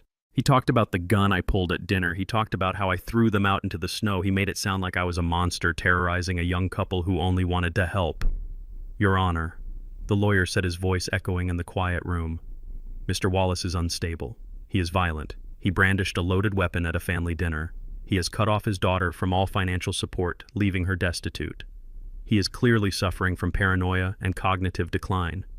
We believe Beatrice Wallace is in immediate danger under his care. We are asking for emergency removal and full guardianship to be awarded to the daughter, Keisha Wallace. I sat there and listened to him twist my life into a weapon against me. I listened to him take my protection and turn it into abuse. I listened to him take my discipline and turn it into dementia. I gripped the oak table until my knuckles turned white. I wanted to stand up. I wanted to shout that I was a structural engineer who had built the foundations of this city. I wanted to shout that I had saved every penny for 50 years to protect my family. But I knew that if I shouted, I would prove them right. If I lost my temper, I would lose my wife. Mr. Wallace, Keisha's lawyer, said, turning to face me, "Is it true that you keep a loaded firearm in your dining room?" "It is true," I said, my voice low and steady. "Is it true that you pointed that firearm at your son-in-law?" "I pointed it at a man who was strangling my daughter," I said. The lawyer smirked. "So you admit to using lethal force as a negotiation tactic?" I felt the blood rushing to my ears. It was a trap. He was baiting me. He wanted the angry black man. He wanted the stereotype. I looked at Keisha. She was dabbing her eyes with a tissue, playing the part perfectly. She was willing to destroy my character, destroy my history, just to get her hands on a checkbook. Mr. Wallace, the lawyer, pressed. "Do you believe there is a conspiracy against you? Do you believe your family is trying to kill you?" "I do not believe it," I said. "I know it." The lawyer turned to the judge. "Paranoia. Your Honor, classic symptom of dementia. He believes his own children are assassins. He is detached from reality." I felt Morrison's hand on my arm. He was telling me to hold on. He was telling me to wait. But it was hard. It was the hardest thing I have ever done. To sit there and let a stranger call me crazy while the woman who tried to kill my wife sat 5 feet away looking like an angel. I closed my eyes. I counted backward from 10. I thought about the tensile strength of steel. I thought about how much pressure a beam can take before it snaps. I was close to the breaking point. Morrison stood up. He did not raise his voice. He did not object to the character assassination. He simply walked to the center of the room. "Your Honor," Morrison said, "we can debate Mr. Wallace's temperament all day. He is a stern man. He is a protective man. But this hearing is about the welfare of Beatrice Wallace. The petitioner claims she is the best person to care for her mother. She claims her mother's medical condition is the result of the father's negligence." Morrison paused. He turned and looked at the back of the courtroom. The double doors opened. A man walked in. He was wearing a white lab coat and carrying a thick file. It was Dr. Aris, the chief forensic pathologist for the state. "We would like to call a witness," Morrison said. Keisha's lawyer jumped up. "Objection. This is a guardianship hearing, not a criminal trial. We were not notified of this witness. This goes to the heart of the mother's medical condition," Morrison countered. "If you want to determine who is fit to care for her, you need to know what is killing her." The judge looked at Dr. Aris, then at Keisha. Keisha had stopped crying. She was staring at the doctor with a look of pure terror. She knew who he was. "Allow the witness," the judge said. Dr. Aris took the stand. He adjusted his glasses. He opened the file. "Dr. Aris," Morrison asked, "you analyzed the biological samples taken from Beatrice Wallace 3 days ago." "I did," Dr. Aris said. His voice was dry and clinical. "And did you find evidence of the benzodiazepines and alcohol we already know about?" "Yes," the doctor said, "but we ran a more comprehensive panel. We tested hair follicles." Keisha made a small squeaking sound. Her hand went to her mouth. "Explain to the court what a hair follicle test shows," Morrison said. "Hair grows at a steady rate," Dr. Aris explained. "It acts like a timeline. As it grows, it traps chemical compounds from the bloodstream. By analyzing segments of the hair, we can determine what substances were in a person's body months or even years ago." "And what did you find in Beatrice Wallace's hair?" Morrison asked. "We found thallium," Dr. Aris said. The courtroom went silent. Even the judge stopped writing. "Thallium," Morrison repeated. "Is that a medication?" "No," the doctor said. "Thallium is a heavy metal. It was used historically as rat poison. It is tasteless, odorless, and colorless. It causes hair loss, nerve damage, organ failure, and eventually death. It mimics natural illnesses like autoimmune disorders or dementia." "And was this a one-time exposure?" Morrison asked. "No," Dr. Aris said. He held up a chart with a red line that spiked and dipped over and over again. "The levels indicate systematic ingestion over a period of at least 6 months. The doses were small at first, just enough to make her sick and confused. Then they increased. The spike 3 days ago was a lethal dose. This was not an accident. This was a slow, controlled execution." The judge looked at Keisha. Her face was a mask of horror, but it was not the horror of a daughter learning her mother was poisoned. It was the horror of a criminal realizing the microscope had found the fingerprint. "Thallium," Morrison said, turning to face Keisha. "It is not something you buy at the grocery store. It is something you have to order. Something you have to research." He walked over to the plaintiff's table and slammed a piece of paper down in front of Keisha. "This is a credit card statement from an account in your name," Keisha, Morrison said. "It shows a purchase from a chemical supply company in Mexico 6 months ago. The shipment was labeled as gardening supplies, but the customs manifest says thallium sulfate." Keisha stood up. Her chair fell backward. "I didn't," she stammered. "I didn't mean to. Blake told me it wouldn't hurt her. He said it would just make her confused so we could get the papers signed. He promised she wouldn't die." The admission hung in the air. She had just confessed in open court. She threw her husband under the bus, but she threw herself right along with him. She admitted she knew. She admitted she participated. The judge slammed her gavel down. The sound was like a thunderclap. "Bailiff," the judge barked, "take that woman into custody immediately." Keisha screamed. It was a high, piercing sound that shattered the dignity of the courtroom. 2 deputies moved in. They grabbed her arms. "No, Daddy, help me!" she yelled, looking at me. "Daddy, please do not let them take me. I am pregnant. I am scared." I looked at her. I looked at the daughter who had put rat poison in her mother's tea for 6 months. I looked at the woman who had watched her mother waste away and called it dementia. I stood up. I walked over to Beatrice. I put my hand on her shoulder. Beatrice looked at Keisha. Her eyes were dry. "You are not scared of jail," Keisha," Beatrice said softly. "You are scared because the money is gone." The deputies handcuffed Keisha. They dragged her out of the courtroom. She was kicking and screaming, cursing me, cursing her mother, cursing Blake. I watched the doors close behind her. The silence returned to the room. The judge looked at me. She looked shaken. "Mr. Wallace," the judge said, "the motion for guardianship is denied with prejudice. I am issuing a permanent order of protection for you and your wife, and I am recommending to the district attorney that these charges be upgraded to attempted first-degree murder. Thank you." "Your Honor," I said. I helped Beatrice stand up. We walked out of the courtroom together. We walked slowly. We were old. We were tired. We were parents who had just watched our only child be taken away in chains. But as we walked out into the sunlight, I felt the weight lift. The poison was gone. The threat was gone. The bridge had held. It was battered and scarred, but it was still standing. And that was all that mattered. The courtroom transformed instantly from a place of civil debate into a crime scene. The judge did not even have to finish her sentence before the doors at the back of the room swung open again. This time it was not a lone doctor entering. It was a tactical team of sheriff deputies led by Detective Johnson from the Homicide Division. They moved with the precision of a demolition crew. They flanked Keisha on both sides before she could even process that her guardianship petition had just become her arrest warrant. "Keisha, stand up," Detective Johnson barked, his voice cut through her, sobbing like a knife. "You are under arrest for the attempted first-degree murder of Beatrice Wallace and conspiracy to commit fraud." Keisha froze. She looked at the handcuffs dangling from the detective's belt. She looked at her lawyer, but he had already stepped away from her, creating a physical distance that screamed he wanted no part of a capital felony case. "No," Keisha whispered. "You cannot do this here. This is family court. You do not have jurisdiction." The detective did not argue jurisdiction. He grabbed her arm and spun her around. He slammed the cuffs onto her wrists. The metallic click echoed off the high ceilings. It was a sound I had waited to hear, but now that it was real, it felt heavy. It felt like failure. Not my failure, but the failure of a bloodline. Keisha began to thrash. She kicked out at the deputy. She screamed my name. "Daddy, tell them to stop. Tell them it was a mistake.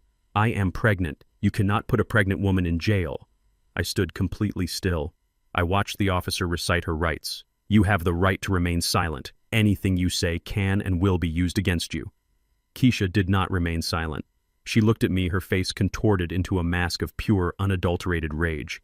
"This is your fault," she screamed, spitting as the deputies dragged her toward the side exit. "You set me up. You waited until today to bring that doctor in. You wanted to humiliate me. You hate me. You have always hated me. I did not set you up."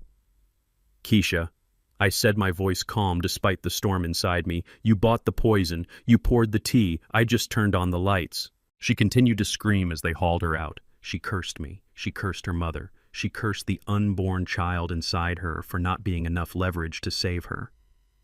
The doors slammed shut, cutting off her voice. The silence that followed was heavy. The judge looked at me and nodded slowly. It was a nod of respect, but also of pity. She knew that winning this case was the worst kind of victory a father could have. While Keisha was being processed at the county jail, her husband was facing his own reckoning at the prison ward of the city hospital.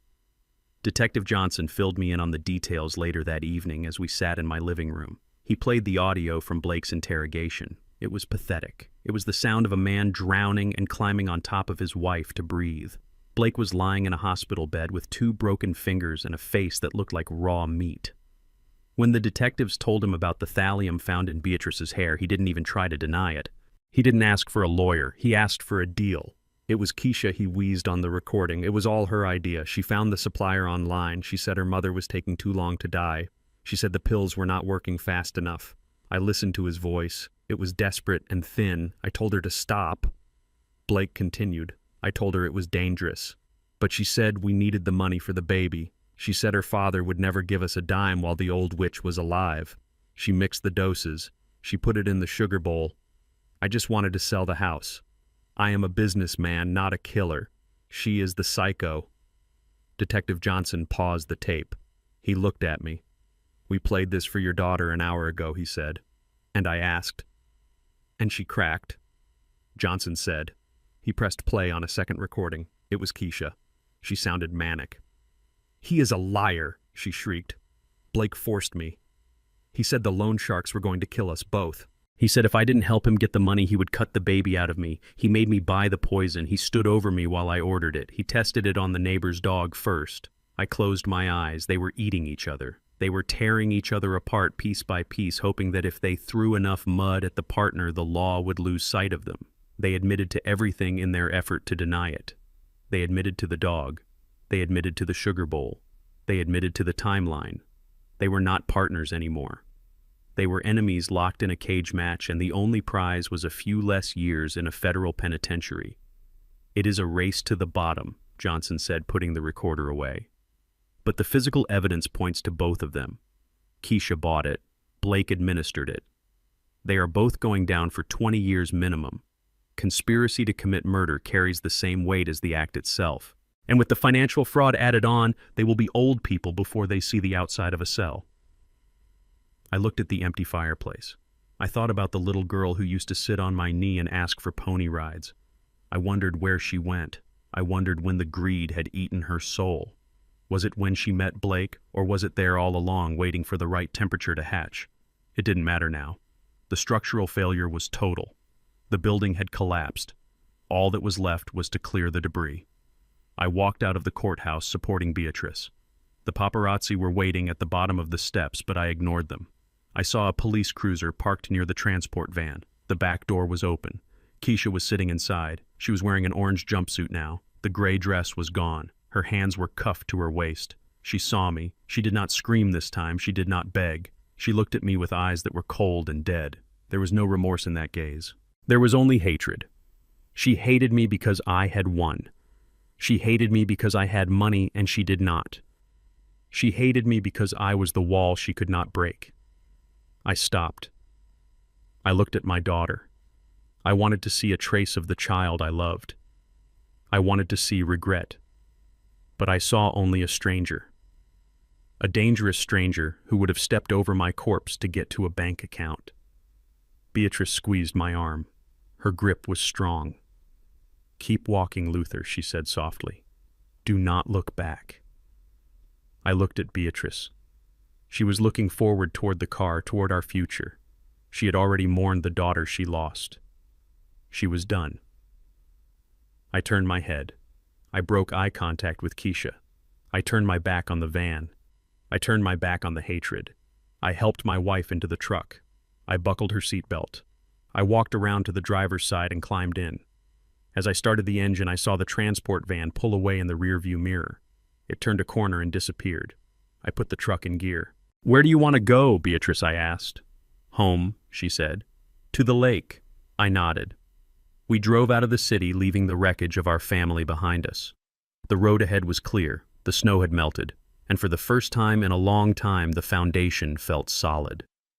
6 months later, I turned the key in the lock of the lake house front door. The mechanism clicked smoothly. I had replaced the locks immediately after the arrest, but this was the first time Beatrice and I had returned to stay since that Tuesday.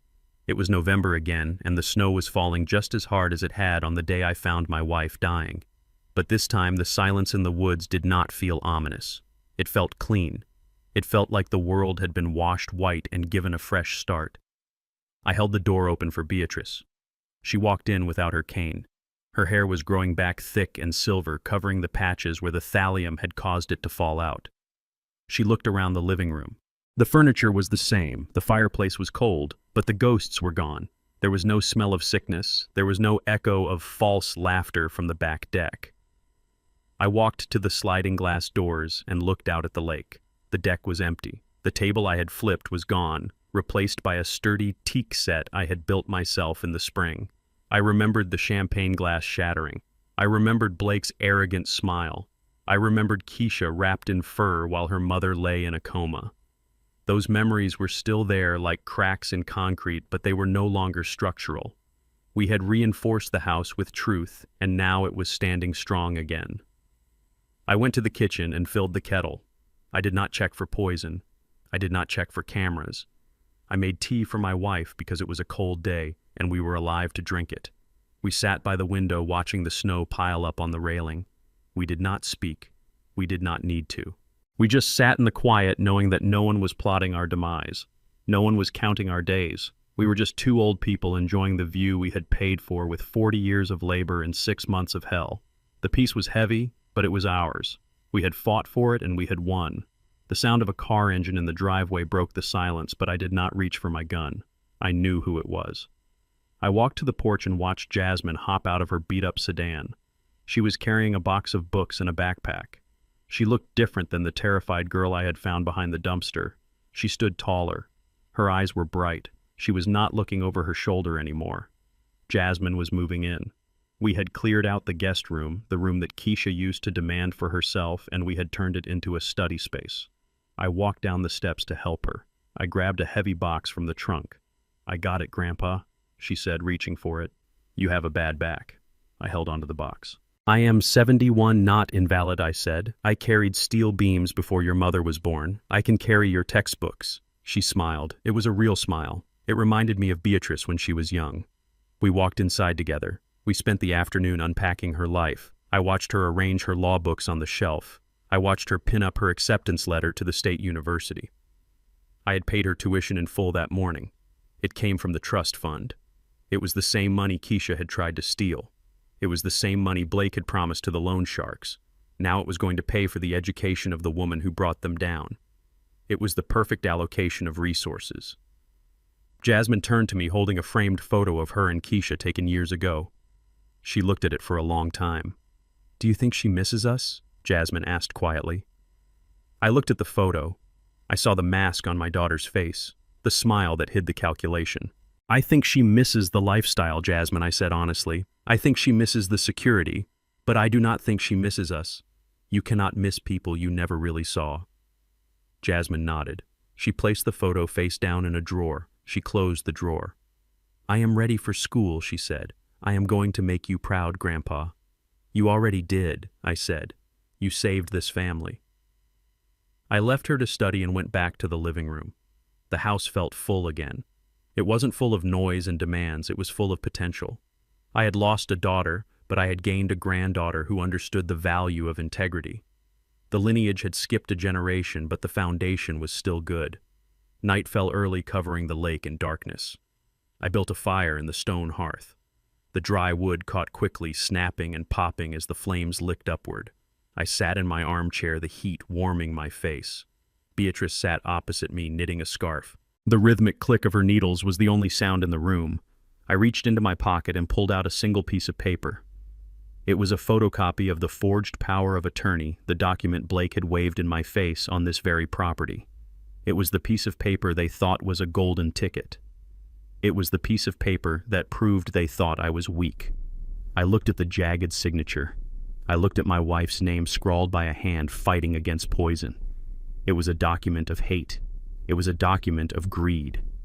I leaned forward. Beatrice stopped knitting. She looked at the paper in my hand.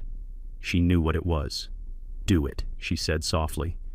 I tossed the paper into the fire.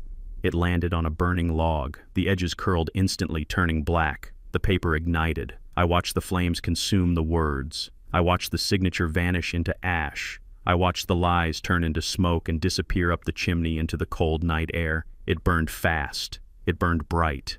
And then it was gone. Beatrice reached out and took my hand. Her grip was strong. Her skin was warm. "We lost a child, Luther," she said. Her voice was steady, but her eyes were wet. "We lost the family we thought we had, but we kept our dignity. And we kept each other." I squeezed her hand. "That is all that matters," I said. We sat there watching the fire die down until it was just glowing embers.